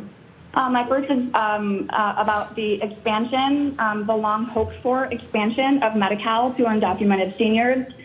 You have previously given commitments to fund this, and it's not in the budget this year, so I'd like you to please explain that. And then my second question really is I think the question that's on a lot of people's minds. Local health departments have immense and growing responsibility. California and you have given them immense responsibility during the pandemic, and they're on the front lines and really steering California's pandemic response. And local health departments and public health leaders say the existing funding formula is nowhere near enough to really adequately control this virus and do what they need to do. So my question for you on the local health money, which is not included in the budget for public health agencies, is are local public health agencies not a big enough priority in the middle of the pandemic for you? Thank you. This slide, let me take a moment, put up a slide that I think can answer the first part of your question. I'm very mindful of the last question, and in the context of your question, the reality that's presented in the slide that we have now put up, that while we are enjoying the fruits of a lot of one-time energy and surplus, that it's not permanent. And we have to be mindful of over-committing $3+ billion a year, specific to your question, in the out years and exacerbating some of the structural challenges that we still have to face going forward. So we need to make sure that we're mindful, put our house in order, strong fiscal foundation. I have not been shy, quite the contrary, in terms of expanding healthcare investment and healthcare coverage, put it up against any governor in America. I'm also not shy about acknowledging we have a lot more work to do. And I believe in universal coverage. And you're correct that last year, in that beginning presentation today, when we were in an environment, it's very different than the environment we're in today, that we wanted to make that commitment and engage in a phased approach to advancing that cause. Right now, with all the other roles and responsibilities that we have in terms of being caregivers, in terms of supporting those in an equitable manner in our public education system, address the issue of poverty and homelessness across spectrums, these are just choices. And we look forward to engaging the legislature and furthering that dialogue and that discussion. You know where my heart is, you know where my head is, but right now the resources are scarce when you move forward, and I'm mindful of that till we have some more clarity. So we hope to architect, we got to 26, we hope to architect something working with the legislature, and I look forward to that engagement. And I know there's some incredible advocates, and Senator Durazo and others, so many. I think all of us share, vast majority of us at least, the goal of universal health care. Now, as it relates to supporting health and health care, we care deeply about that investment, care deeply about that commitment. It's demonstrable in the healthcare investments we've made. And as it relates to this pandemic, the healthcare investments that we promoted as well in this presentation and are promoting in the budget that we're submitting to the legislature. It's interesting, as of this morning, we also providing resources that are not necessarily on the balance sheet and aren't reflected necessarily in a budget. 1,748 individual staff members now have been deployed to help our local health departments, a demonstrable example of our commitment to support our local health departments. 360 DOD personnel. We're asking for an additional 500 more, state as well as federal support. We are providing resources across the spectrum in terms of the federal dollars that are going to be going out and supporting subsequent efforts on contact tracing. You saw the numbers. Testing, vaccinations, all the other supports in terms of isolation, quarantine. You saw that package of supports. All of that supporting the local health officer infrastructure. So we are committed to that cause, committed to those partnerships, committed to addressing, the spirit of your question, the stresses that are placed upon those local health officers in the midst of this pandemic, particularly our hospitals, and notably in 2 or 3 parts of the state. Governor John Myers from Los Angeles Times. I want to talk about vaccination money for a moment in this budget. You mentioned $372 million, but my early read doesn't find a lot of specificity. You offered some ideas the other day. So are these just ideas? Do you have details you're asking the legislature for on how to spend that money? And it's also not in your most urgent priority list of money you're asking the legislature to take action on. Yeah, we'll back these up. As you know, these are budget proposals, and we will work with the legislature on filling in the blanks through what you know well, and others may not be familiar with, called a trailer bill. In the trailer bill, we'll lay out nuance and detail. As it relates to vaccinations, we have a comprehensive vaccination plan. I want to go specifically to your point of concern, or at least reflected consideration and concern. As it relates to the vaccination protocols and processes, you may recall a number of months ago, we created a scientific safety review group whose goal, in fact, on October 19th, they stood up 16 members, because it includes members from outside the state of California. Their goal was to look at the safety and the efficacy of the Moderna and the Pfizer vaccine. We created another committee called the Guidelines Working Group that is made up of 16 people with expertise in terms of vaccinations. They have been working very, very publicly and collaboratively with a third group of 60 members, a community advisory committee. They meet consistently. They just met on Wednesday, and they had a public discussion to lay out in detail our vaccination strategy. So I want to make it crystal clear in a very transparent way, we have laid out a vaccination blueprint, and we update it and iterate it on a consistent basis. Proof point, just yesterday, we updated our guidelines related to vaccinations. I'll go to a slide here in a brief moment so everybody can familiarize themselves with what we put out yesterday so we can answer the specific question around planning in terms of the utilization of vaccinations. As you recall, the first phase for vaccinations is phase 1A.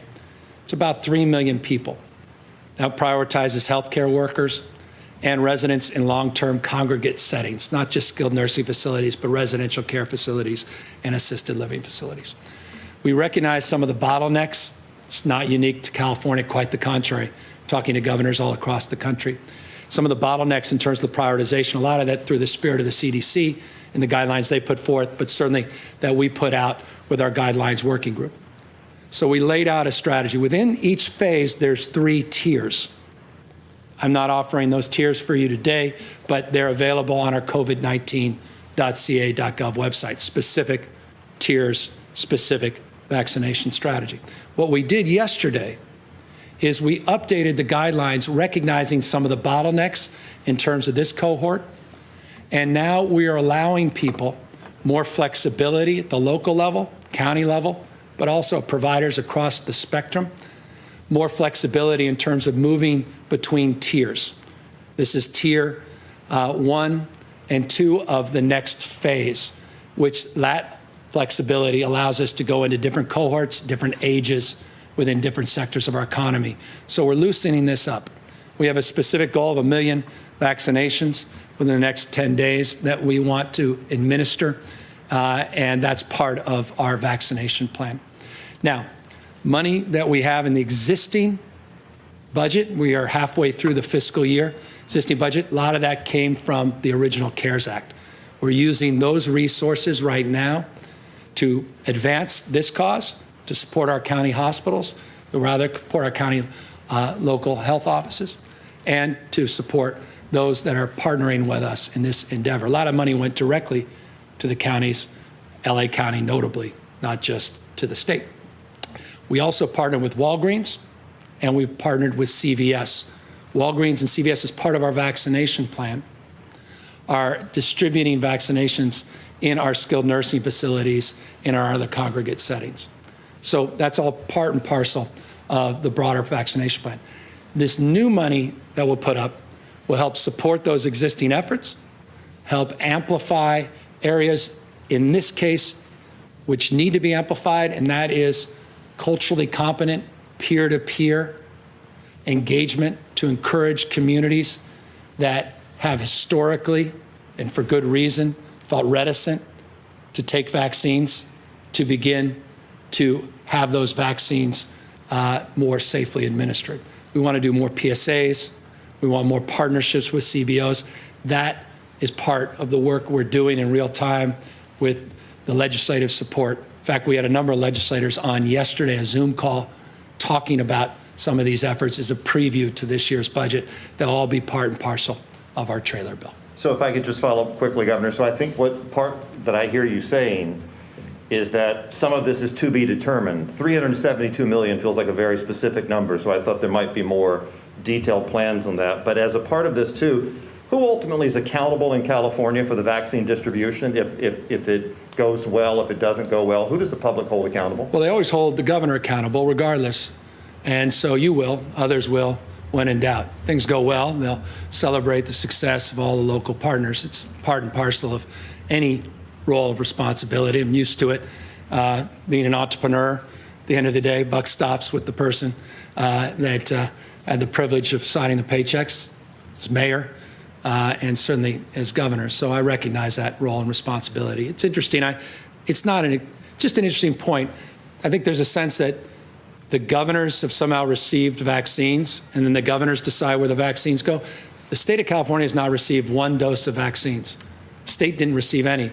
The state was a conduit through these advisory committees of where the vaccines go. And it goes to local partners well established. I'll remind folks who may not be familiar, every year the state of California distributes roughly 19 million doses of the flu vaccine. We have a well-established criteria for distribution. Only 10% of those vaccines are actually administered through the county, 90% through a network of providers. So it's through that network of providers that we're looking to distribute the vaccine. Now, this is a state that's larger than 21 states combined. I wish in many respects I, was just managing a small city.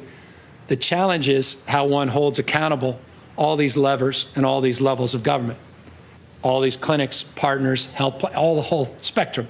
And therein lies the challenge in application and implementation. And so we're working through all of that. We had a wonderful call yesterday with, panoply of leaders, business leaders, labor leaders, local, state leaders, folks at Planned Parenthood, community clinics across the spectrum, hospitals, and the like, as well as dental association, medical association, legislative leaders, trying to work through all of these nuances and details. We socialized the $372 million. And by the way, Keely will get up, and I recognize you want the actual $372 million. Keely will come up in a moment on the budget, talk about broad strokes, what that trailer bill will actually look like, because there is a framework, and that is a specific number based upon the framework of building supports based on existing plans. But what I give you is a preview of a framework that we're working off of broadly where those dollars will be distributed. And so we'll work with these partners, have a lot of work to do. And but at the end of the day, Governor takes responsibility for whatever anyone wants to put on his or her plate. And I happily accept it. Hi, Governor. Nicole Nixon with Cap Radio. Your budget proposal notes several times the need for additional federal pandemic relief. I want to know what you would like to see specifically from the federal government here. How optimistic are you about getting this, especially now that Democrats control the Senate? And how urgent is another coronavirus relief bill in your mind? Well, we're blessed with the supports we did receive, and I highlighted those supports because I thought it was important to acknowledge what we are the beneficiary of. And by the way, what I didn't acknowledge, just interesting, about $18.6 billion is reflected in those stimulus checks that are coming from the feds into the state. We have billions more reflected in the PPP loans that will come into the state and other supports that were not part of the presentation. So we will be the beneficiary. We estimate, Keely, about $100 billion? Over $100 billion of supports that are coming into the state. One has to be forthright and acknowledge that up front. As it relates to your question specifically, I think the biggest disappointment was the support in particular to cities and counties. And as a former county mayor, as a former county supervisor, I am very, very mindful of the burdens and pressures, particularly as it relates to sales tax revenue, property tax revenue, that those cities and counties are facing. And so that would be an answer to your question. If there was any more urgent need in addition to what we've already received, it would be in that area. Hi, Governor. Katie Orr, KQED News. Back on the vaccines, we've heard you talk about a lot of groups that are involved, a lot of committees. Is there a concern that maybe the state is spending too much time deciding who gets the vaccine and not focusing on actually getting the vaccines out to people? I mean, we know some states, they just have a broad category and people go get them. Also, when will people know it's their turn to get a vaccine, or how will they know it's their turn? Are you going to get a vaccine, and is the first partner going to be vaccinated? Yeah, I made this clear in the past. I'll repeat it today, that we will accept the vaccine. I'll wait until my turn.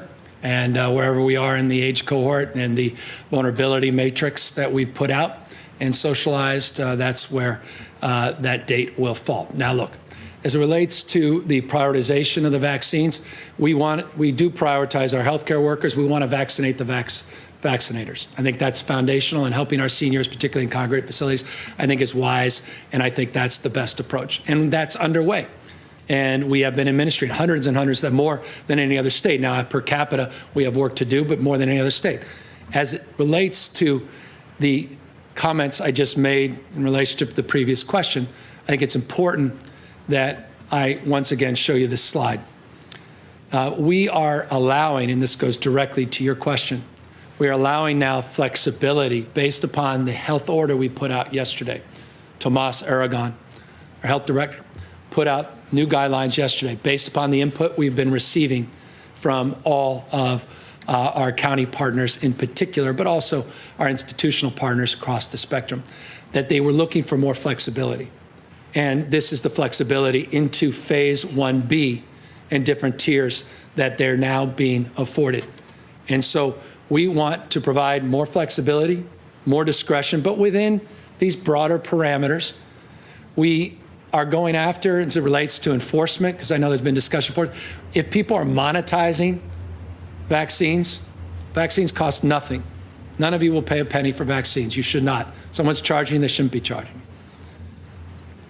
If someone's somehow monetizing the vaccines, or people, you know, some well-known, very rich person that's young and in great health, and, you know, she and he, the rest of their family, 50 folks, and want to have a big party, and they're all going to get a vaccination party, a flagrant violation by a private, we want to go after that. But people using common sense and saying, I'm low on my dose, you know, we're running out, I'm low, not on my dose, I have about extra 3 or 4 doses in this vial, and there's no one that showed up in line, or this person decided last minute not to take it. And then there's this, you know, 64-year-old senior who's there saying, well, by definition, we want to allow that flexibility. So common sense, go after the flagrant, support common sense, and now formally, to your question, providing more flexibility between these phases. I just, a quick follow-up. I know you said you'd wait until your category comes up, but do you think maybe as the governor of California, one of like the largest states, that maybe you should get priority, ensure continuity of government? My humble opinion is I don't think that will sit well with people, and I am happy to wait my turn. Alex Michelson, Fox 11. Please let me make this one work. Thank you, Governor. I have a big picture question about this year specifically. How do you balance the need for taxes, the need for revenue, with the real pain that people are feeling right now? I mean, how do you think about this in a way? Because there's some that may like flee California or be frustrated with the business situation in this state, but then others that are clearly hurting so much right now. Well, we're proposing no tax increases. We're balancing a budget. We have record reserves. We're using some of those reserves to pay down over the next few years, $9.5 billion in pension obligations, the highest commitment in our state's history. We're being mindful of the one-time nature of a lot of the revenue windfall, and we're investing it in one-time purposes. We're investing $10 billion in infrastructure. We're investing in tax credits and tax supports, regulatory relief, regulatory reform. We're investing in housing and homelessness, unprecedented amount of money in public education, supporting our higher education partnerships, as well as investing in utilizing resources from this surplus to help support the most vulnerable Californians. Tripling of the earned income tax credit, the efforts over the last 18 months. Investments unprecedented in terms of getting money in the pockets of the most vulnerable Californians, $4 million with that $2.4 billion Golden State appropriation that we hope to advance. So I think we're finding that balance, at least that's what we're proposing, is a balanced approach consistent with our values, mindful of those stresses that you rightfully bring up in this year's budget. So that's, you know, this budget I hope is an answer subsequently to that question, but make no mistake, there are some that are talking about wealth taxes, some that are talking about big income taxes. They just don't, they're not part of the conversation. And so I hope people are mindful of that. I hope we can communicate that. And those that are promoting that, I hope they just learn about the facts. And we all, I think, are better off when we are beneficiaries of the truth and not people's agendas.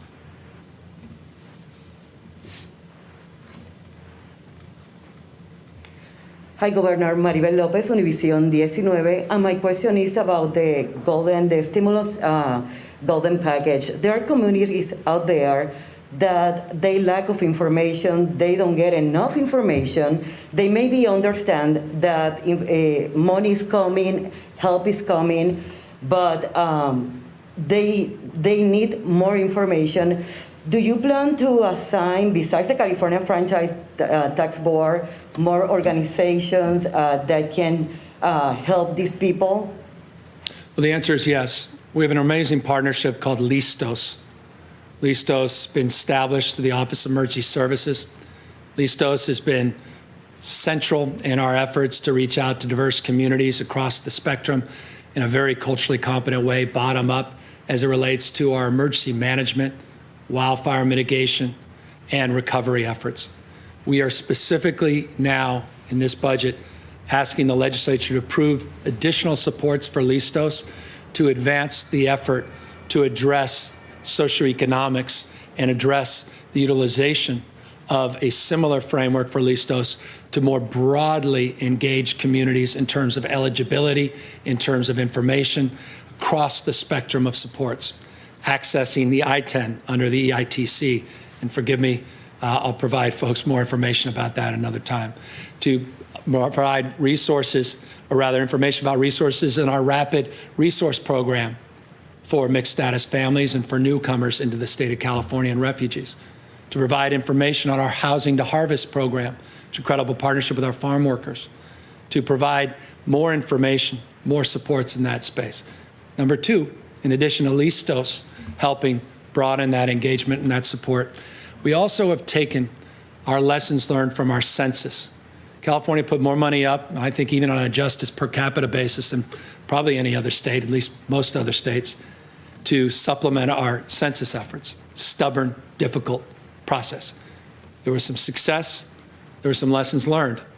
We're taking all of that and the construct of partnership that was established with community-based organizations, as well as state partners, individual actors, and we are now using those lessons and beginning to translate those efforts into more testing and more vaccination outreach efforts. So that's a second strategy in parallel with Listos to do, I think, exactly what you rightfully suggest is critical in a state as diverse as the state of California. Talking now to COVID-19 and the same community, especially farm workers, they are not getting enough information. They go to work every day. Some of them, they get sick. Others live in fear of getting sick. And this is putting them in a position that some people are taking advantage of them. Talking with some organizations, they said that they go there every day and basically they live in a limbo. Yeah, look, we have prioritized our farm workers in our second tier, which is our tier beyond healthcare workers and seniors in congregate facilities, as a top priority in terms of accessing the availability of the vaccines. Our community partnerships that I just framed as it relates to the census partners that were critical in working with farm worker community are now being utilized to help support not only in terms of accessing vaccines, getting additional port for testing, but also that Housing for Harvest program that I mentioned, which is specifically tailored for farm workers. We also have provided new rules and regulations, though we are now in a abeyance frame, but it's nonetheless important to note, with Cal OSHA to help support some of the gross violations of people that are abusing farm workers.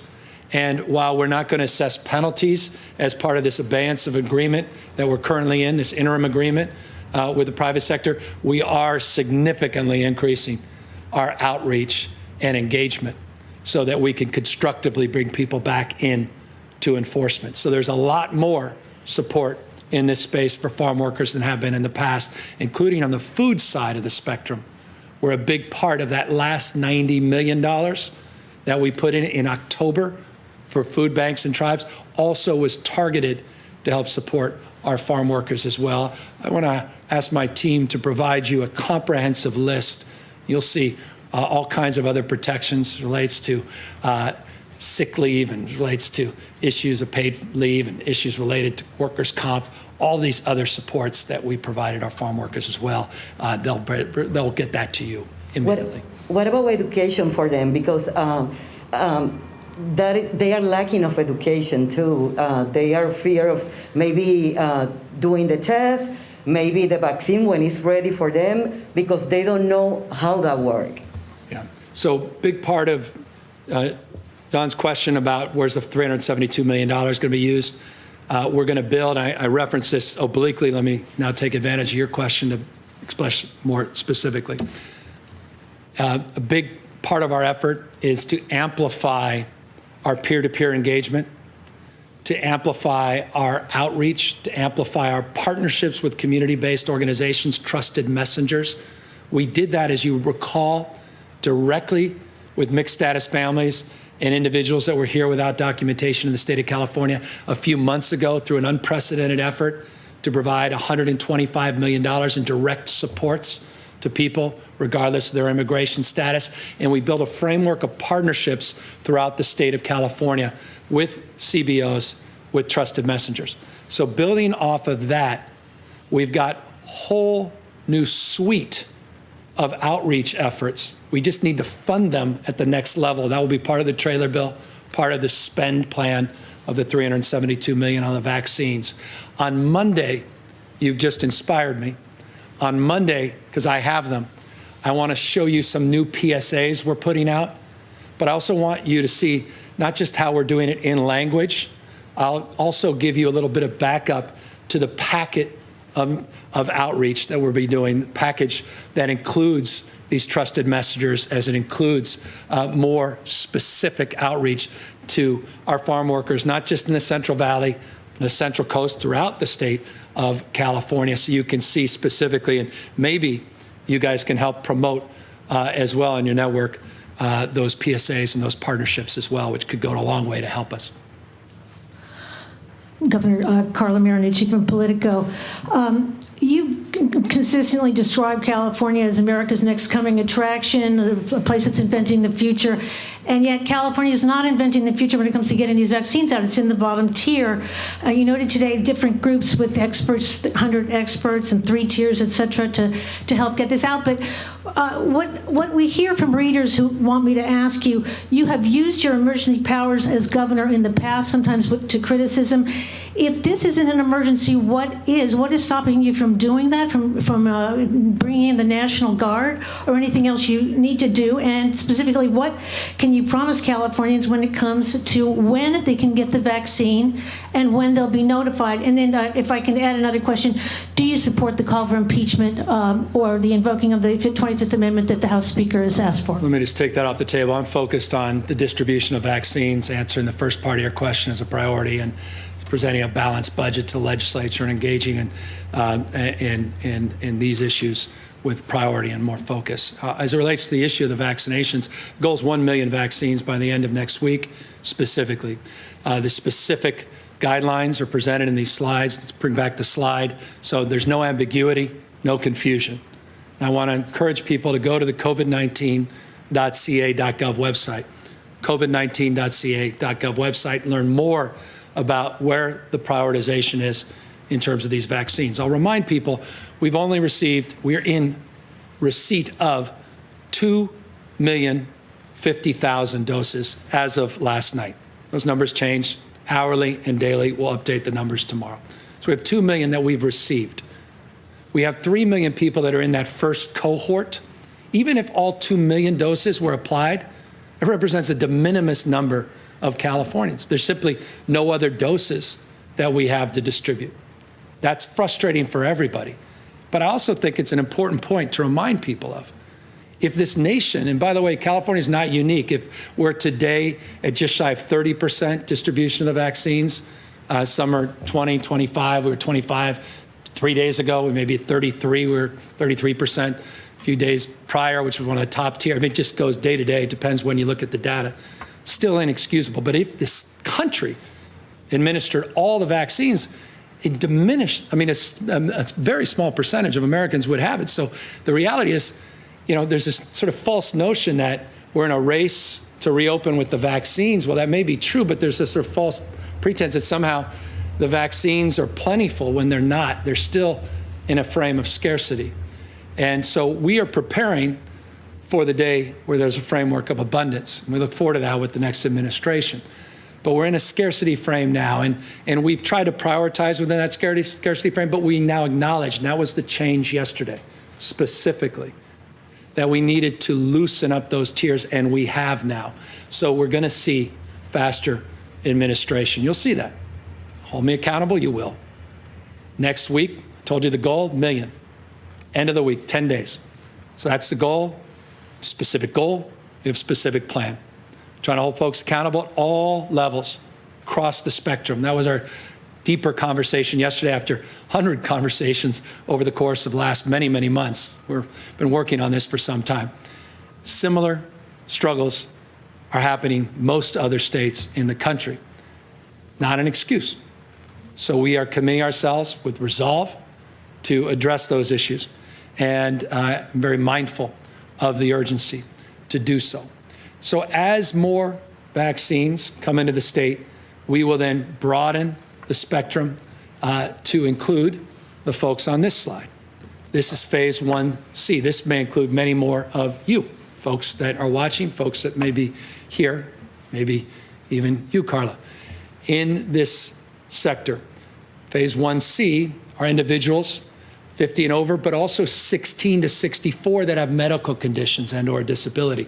That's that next phase. But this phase has to happen, or will only happen, when we have millions and millions of doses that currently are not available. But we're preparing for that. And with urgency, we are preparing for that. Now, you asked about the National Guard. We have the National Guard. We are using the National Guard. We have National Guard strike teams that are administering these vaccines. You ask about emergency powers. You don't need to exercise your emergency powers. You need to exercise your role and responsibility to encourage state agencies, local governmental actors to move more quickly and be more flexible. We did that this week specifically with the dentists, and now dentists can administer the shots. We did that through what others may refer to as an emergency declaration. It was just a simple waiver where we did provide pharmacy techs the ability to administer. We have dozens and dozens of individuals and job descriptions now where people can administer. And so we have been exercising that authority, just to clear the decks on those concerns or that question, and in particular, the issue of the National Guard. So we're going to do more of that, and we're going to broaden the spectrum of those supports. There's new dollars coming in will allow us to do more of that. But the most important thing I think we did in the last 48 hours, and that is increase the flexibility between tiers. And I would expect, and you should expect, that we are going to see a substantially higher number of vaccines administered in the coming days and weeks. To follow up on that, by when can you promise most Californians they can get that vaccine? And also the issue on the Trump 25th Amendment. Yeah, I told you I'm not focused on that. I took the latter part of that question. I'm just focused on vaccines. I'm focused on the budget. So forgive me on the latter part of that question and the follow-up. But specifically, again, when will the majority, which suggests 20 million Californians, have access to the vaccine? No human being, the president on down, current and future president, Anthony Fauci himself, could not answer that question. The CEO of Pfizer can't answer that question. The CEO of Moderna, J&J, folks out there at Oxford can't answer that question. It's when the vaccines are produced at scale and made available to the state, then we can answer the question, 20 plus million Californians can have access. We're hoping that happens in the first quarter of next year or this year. And we're hoping by April, May, we're really starting to scale across all of these phases, across all of these tiers. And we've dealt substantially with all of the impediments and all the logistical challenges. But we are in a scarce frame, just 2 million doses having arrived, 4 million people, prioritizing the vaccinators that vaccinate, or rather, we want to vaccinate the vaccinators and healthcare workers as a first priority, and then seniors in congregate facilities, and now with these 2 tiers, which I hope the slide's still up, to broaden the flexibility so that there's no waste in terms of the distribution. And as I said, here's your next thing to hold me accountable to: 1 million doses within the next, not 10 days, it was 10 days yesterday when I announced it to the team, 9 days. Hi, Governor. Ashley Zavala with Nexstar Media Group.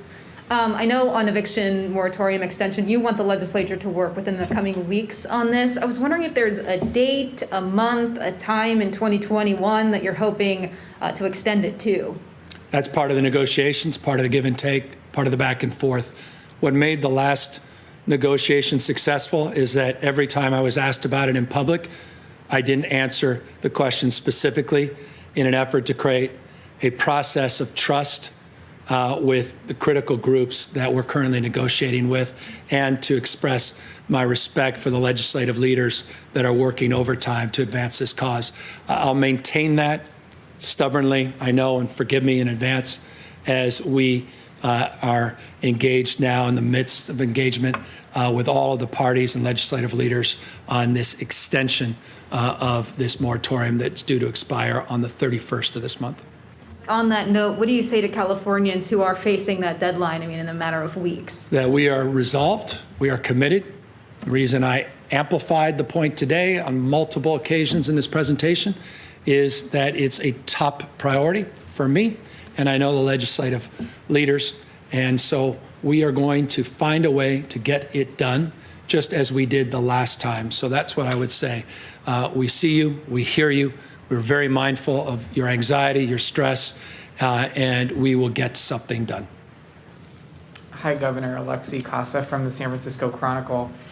You mentioned a couple days ago wanting to use this budget process to more quickly get the federal rent relief to Californians, but we haven't heard any specifics yet on how that's going to happen. So what is the state specifically doing to get that money to people? When should people who need it expect to get it, and how? So it's $2.6 billion. 1.4 comes to the state. 1.2 billion of the 2.6 goes to districts with populations larger than 200,000. There's flexibility that resides within both buckets. What we're currently trying to do, specific to your question, is work across the jurisdictions, CSAC, it's our county partners, League of Cities, our city partners, and working with legislative leaders that care deeply about this, including the two leaders, the Assembly and the Senate and their staffs, to figure out a partnership, a process to partner, to make sure we're amplifying efforts, not duplicating efforts. We have to be mindful of a spectrum of considerations. You may recall in the deal that we established and announced late August that expires on January 31st, that there's a payback provision of 25% that goes into effect. There's also considerations, not just, as I noted earlier, tenants, but also small landlords that are under the gun and stressed as it relates to banking relationships and the like. And so all of those have to be considered. We are in the midst of exchanging ideas, not only with legislative leaders, but key coalition partners, the same partners that helped us bring this original deal to the fore and ultimately through the legislative process and signature. So all of that's happening in real time. Now, on the $2.6 billion, it's important to note, that's the commitment from the feds. Those dollars are just starting to come in. So we can't put something out that hasn't come in yet. And so those dollars are coming this week. We're starting to see some of the loosening of the dollars. Other dollars are starting to come in across the spectrum. And so as quick as they come in, once we have the appropriate framework, we'll get those dollars right out. And so there's urgency across the spectrum.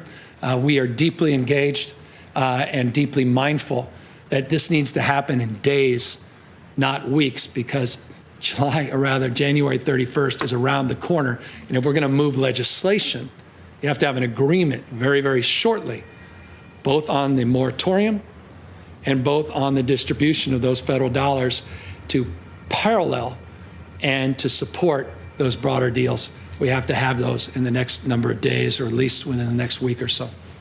So, given the urgency that you recognize, is there a timeline at this point for when people might expect to receive that money? Are you looking at some kind of application process? I mean, what is the framework that you're developing? We're figuring out that money? There is no framework that's been pre-established. So we have to determine the framework.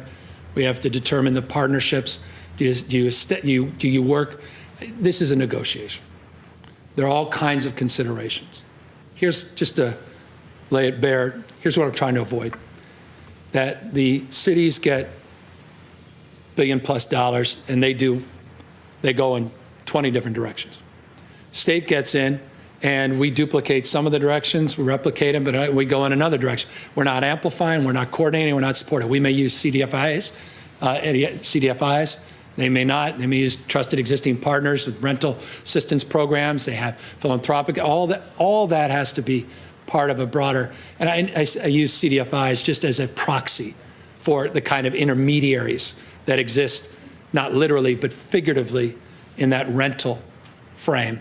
As a former mayor, San Francisco has dozens of different partners and nonprofits, not just state, rather local administering functions at the county level. So the state's mindful of that. We're working through all those issues. We're trying to figure out what the rules and flexibility are with the federal dollars, see how far we can go. So all of that's just happening. All I can say in real time. I wish I could announce the details of a detailed proposal, but at this moment, we're in the middle of those negotiations. And then one more follow-up on Katie's question from earlier. You've had to quarantine twice in the past 2 months because of exposure to the coronavirus. So why, given the fact that it has directly affected you, do you still feel it's more appropriate for you to wait on a vaccine? Let me be candid with you. I have people that have my cell phone that are desperate for a vaccine. And I'm just being honest with you as a human being. When I just had a back and forth with someone that used to work for us, incredible woman, worked for me at the Health and Human Service Agency when I was a county supervisor, retired when I became mayor. Her husband's very ill. He's desperate to get the vaccine. And I spent a good deal of time trying to help her just because my heart was heavy. And all I can think about is, I'm going to get a vaccine before he does. I can't do that. That's my answer.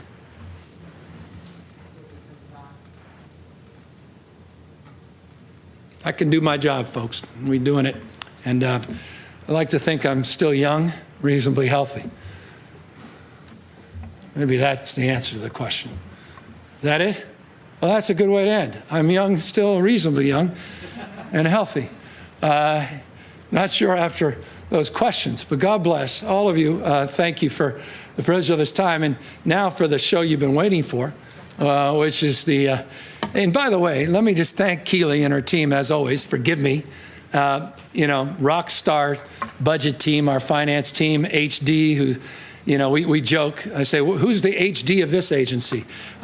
He's a brand in of himself.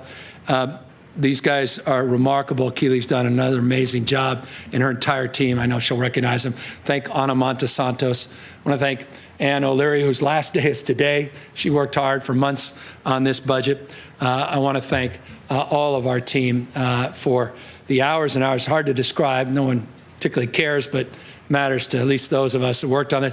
This is hundreds of hours of work, long weekends, long nights, and I just want to applaud and thank them. And again, in closing, I say again only because I want to reinforce, if I wasn't clear enough, just in anticipation and expectation and gratitude with the California Legislature, to the Pro Tem Tony Atkins, to our Speaker Anthony Rendon, to the budget chairs Ting and Skinner, to all of the legislative leaders. Thank you in advance for the seriousness of purpose. I know we will have an extraordinary give and take, this dialectic we're all well familiar with, but the spirit of this moment, I think, and the values that we speak to today, I think really will define the next few months. And I'm confident in our capacity to do big things and do them quickly.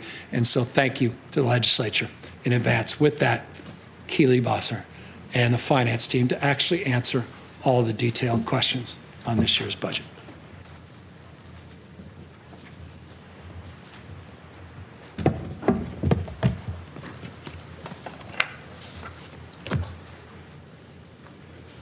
Good afternoon. I just want to start by saying thank you again to the Department of Finance, the whole team. It's a huge effort every year, all through the holidays, but this year on top of an incredibly difficult year. And so just really a lot of appreciation for all of their commitment under these unprecedented conditions that we're all living with. I wanted to talk a little bit about vaccines just at the top. The $372 million number is an estimate. We had to put that together before the first vaccination came to the state. It's roughly based on an allocation of resources, not just for information technology that's responsible for getting us the numbers about how and who is getting vaccinated, but also logistics and commodities about distribution to different vaccination sites, and then communications, making sure that people understand the safety around the vaccines, and that we do get a high vaccination rate. The strategies to deploy the vaccines quickly are changing real time as we identify gaps in the county infrastructure around the state, and so those numbers can go up. As we have seen since the pandemic began, we are in an emergency posture. So what is needed, we are able to take from the reserve and allocate for the immediate needs. And so the 372 is really just an estimate at this time, and things are really changing rapidly and will continue to be adjusted as we go forward. I thought maybe I'd just start with crosswalking between our surplus and the LAOs, since that's the last point of reference that everybody really has focused on. Theirs was a $26 billion number. As opposed to the past, we actually have a very similar view of the revenues to the LAO, and that's not a big difference in the surplus number. The two pieces that are different are the interpretation of Proposition 2 in the current year. That's about $4.5 billion worth of the difference.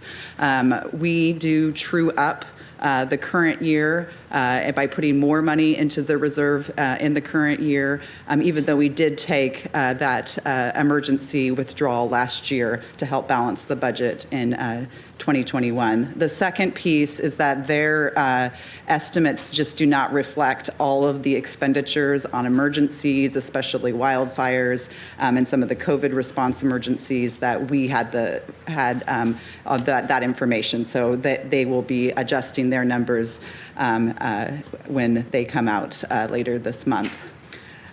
Just a little bit also about federal funds. Obviously, the stimulus was put to bed after we were putting our budget, finalizing our budget. So those monies are not reflected in the budget. We are working real time on different technical things that we will need to work with the legislature in terms of appropriations or other current year language that will allow us to move quickly to move those monies through. They are also not reflected in our economic estimates because it is over $100 billion coming into the state from that stimulus. That does have an impact, and we will reflect that impact in our updated revisions in April. At that, I'd really like to answer any questions that people have that to follow up on anything that was in the governor's presentation.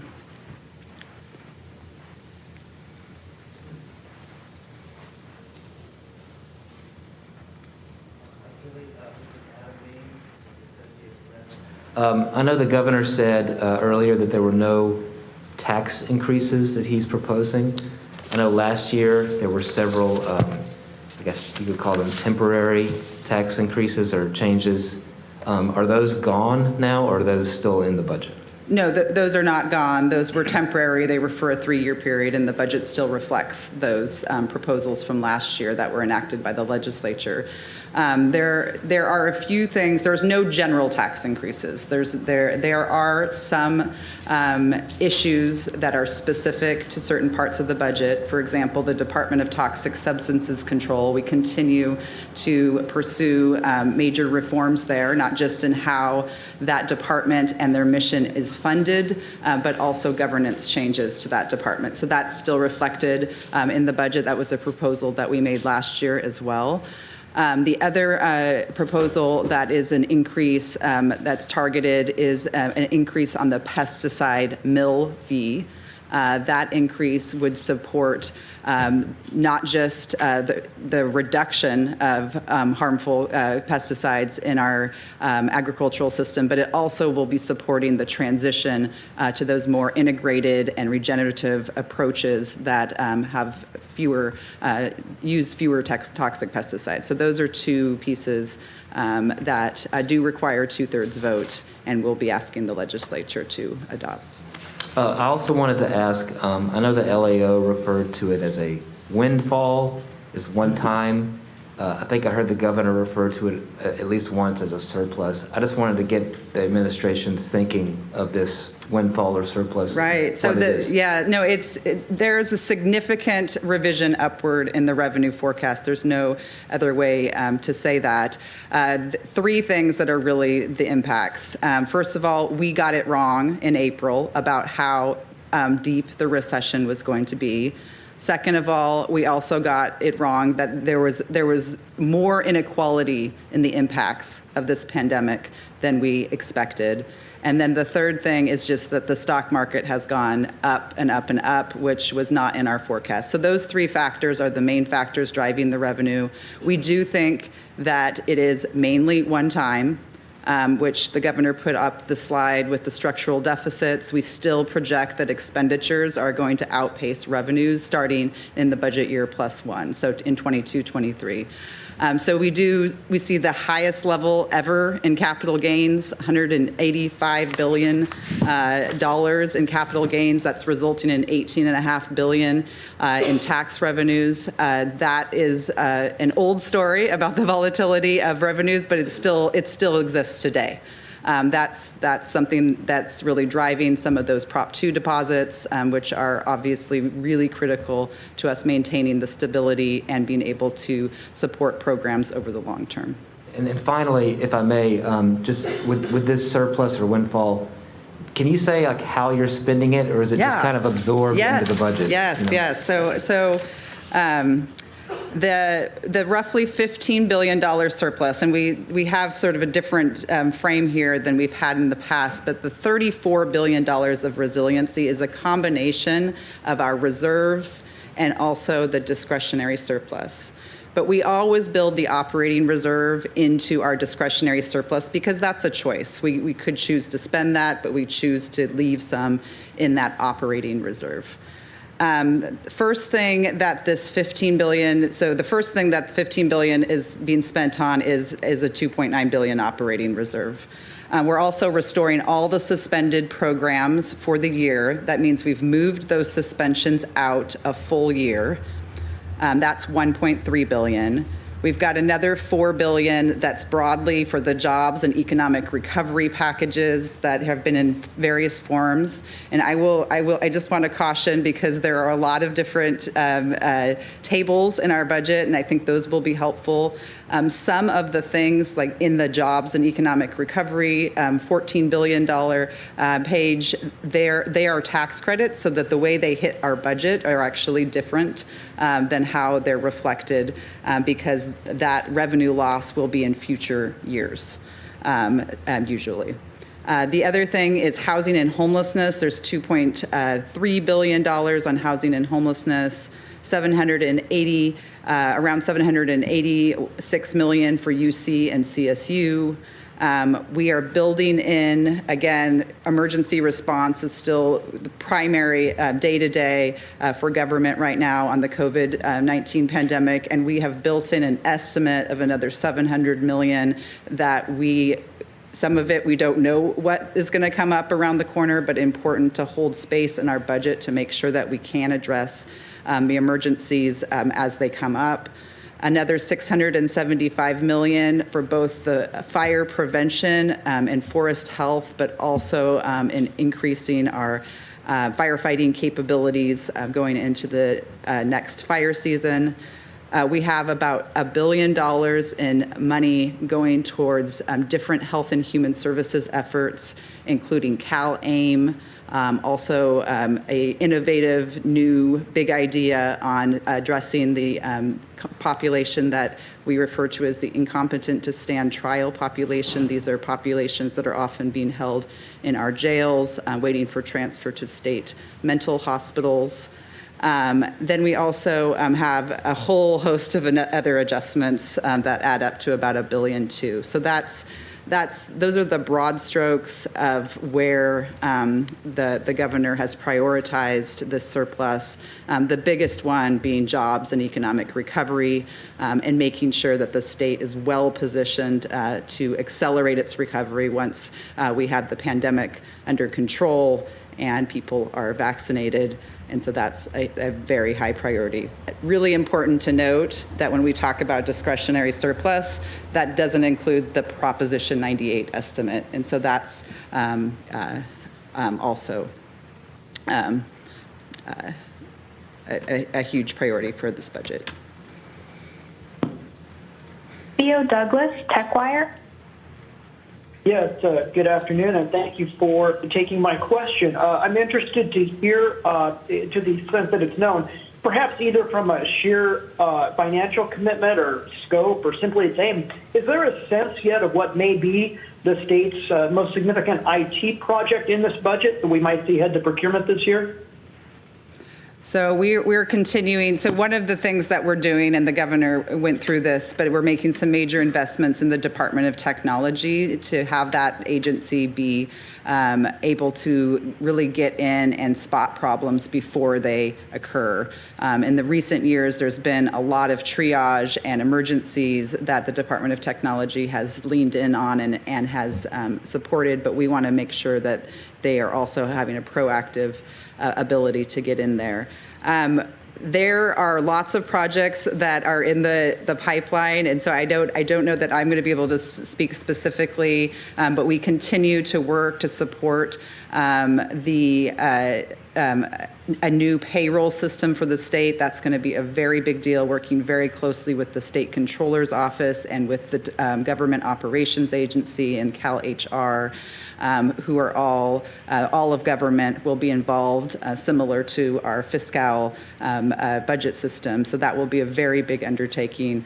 There also continues to be a lot of work in the Health and Human Services Agency on many of the large IT projects there, including the child welfare system. Hi, Laurel Rosenhall with Cal Matters. The summary chart by agency describes an almost 82% reduction in EPA or environmental protection and a more than 300% increase in labor and workforce development. Those being two huge changes, could you just give us a sense of what's included in those reductions and increases? So a lot of those are probably driven by the backing out of one-time money, and I'm going to have to get back to you specifically on those those changes, because I don't have that at my fingertips. But the workforce development, there's a large increase in additional money for workforce development that we have in the budget, and that's probably a portion of the labor and workforce piece. In terms of EPA, I need to get back to you. I'm so sorry. That's okay. And then also, is there allocation on broadband? I know the governor said something that's something he wants to do, but is there like a fee or a bond or how? There are so many different strategies that have already been introduced in the legislature, and it is a high priority for the governor to work collaboratively with the legislature to make significant progress on broadband for all plan that really addresses some of the really nagging issues that the state has faced for years, not just in urban areas, but in the rural areas. It's going to take different strategies, and we're going to want to position ourselves to be able to take advantage of additional federal monies that we're anticipating as well. So we don't have a specific proposal is the short answer, and we want to work directly with the legislature on the shared priority to really make meaningful progress in expanding broadband. Thank you. One quick final one on state worker compensation, which was cut last year. Would you describe that as being restored this year, or just possibly depending on each bargaining unit's priorities? So we have a statement on this specifically. We hope to be able to restore the pay reductions in the budget year, but we need to look at the May revision to see if that is something that can be afforded, and we'll make a determination at that time. And we would also plan to restore anything through the collective bargaining process once we make that determination. Thank you. Hi, Keely. Sophia Bolag with the Sacramento Bee. I know you talked about the vaccine money up at the top, but I just want to make sure I'm understanding that money correctly.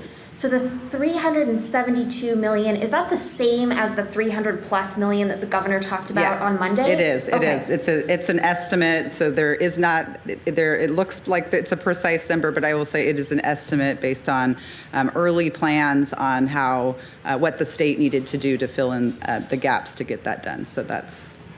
Got it. And so is that going to be coming out of an emergency account?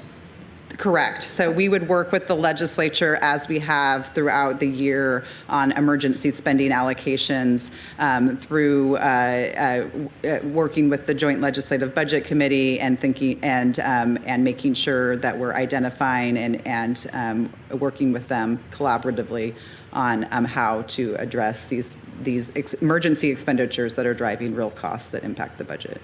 Got it. And so will the proposal as it's currently written, will it require legislative approval? I understand he's going to work with legislators on that, particular spending, but will they need to ultimately approve it, or can he just spend that money? Since we've been in the COVID-19 emergency, we have this account, the Disaster Response Emergency Account, and that is the money that we do notify the legislature when we're transferring money into that account, and then we've had a regular cadence of meetings and briefings, especially when exceptional new expenditure items are coming up, and so we can continue to do that. So the short answer, again, sorry I started with the long answer, is that we do not need approval to expend that money because it's part of the overall emergency response. Got it. And just to confirm, that figure, I understand it's an estimate, but it doesn't currently include any federal money that it doesn't. Okay. So it's also just an estimate of what the spending is. It doesn't necessarily assume how it's paid for. We wanted to make sure and hold space in the general fund, but there's an opportunity for it to be offset by federal funding. Again, we put this budget together before we knew what the final federal actions were going to be.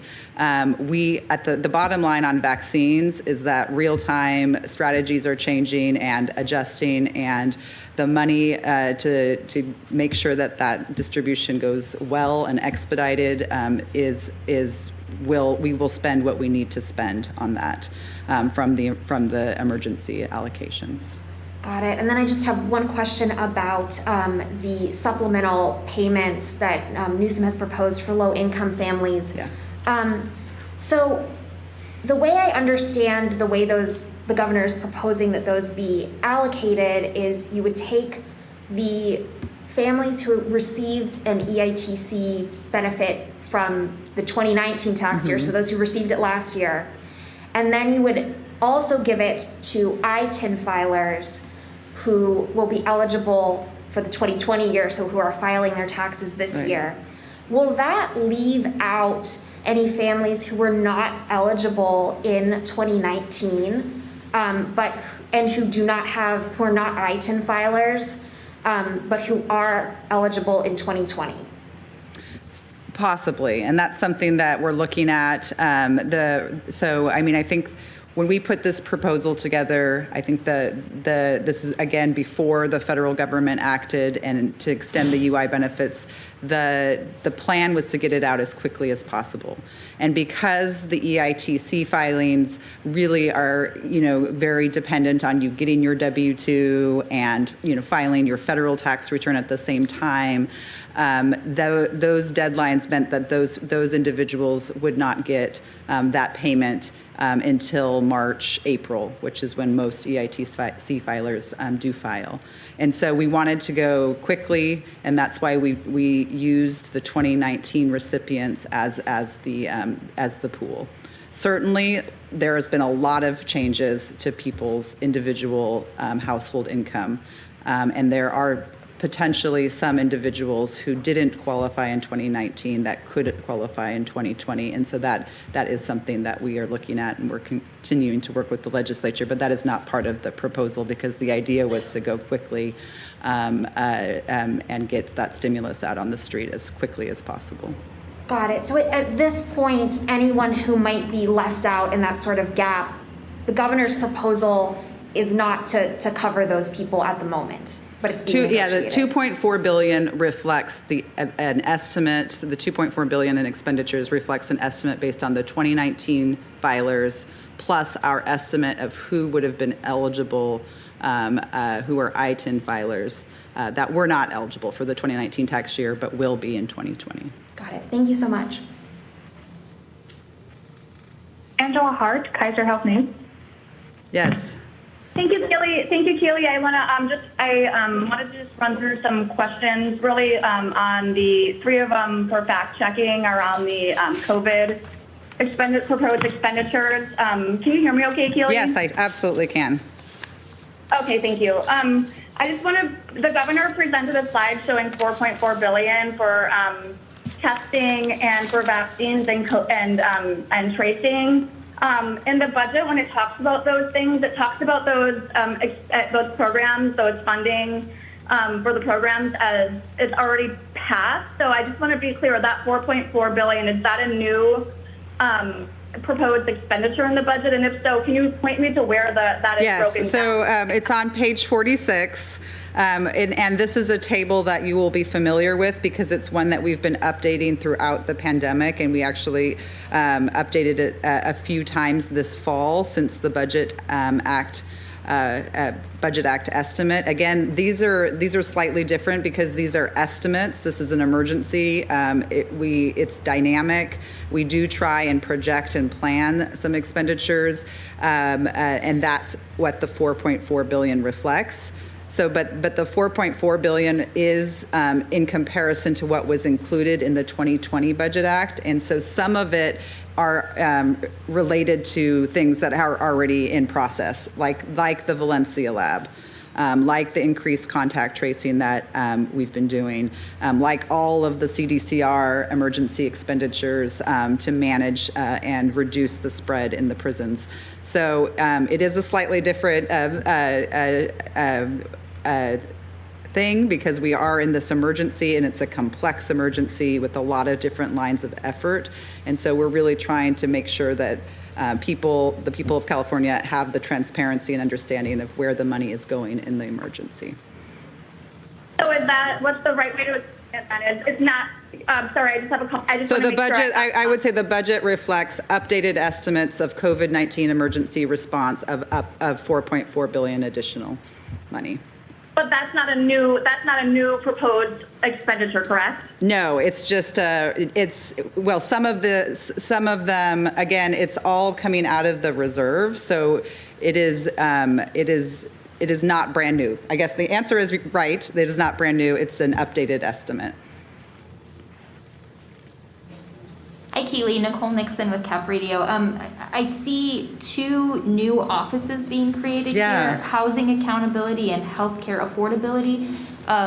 Can the administration just create those offices, or do they need a bill from the legislature to do that? So not a new office in housing, but a new office of healthcare affordability. And that's something we will need to work with the legislature on establishing. It's something we've been working on from pre-pandemic times.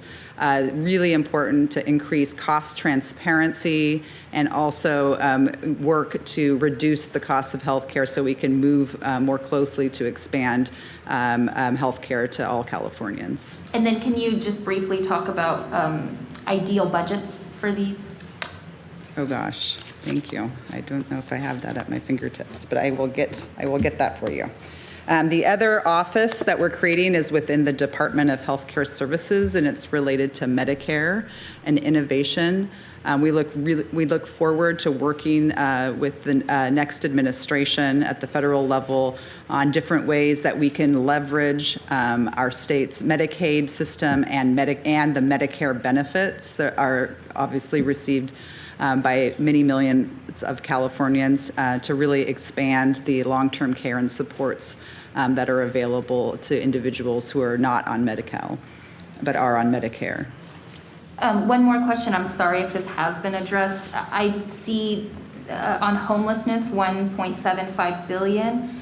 Is that mostly for room key and home key? And is that all that's in the budget? And to me, that says that these projects have been successful. The governor just wants to spend money building on them. Yes. So 1.75 billion is the resources that are dedicated directly to homelessness. It's all reflects investments in additional infrastructure.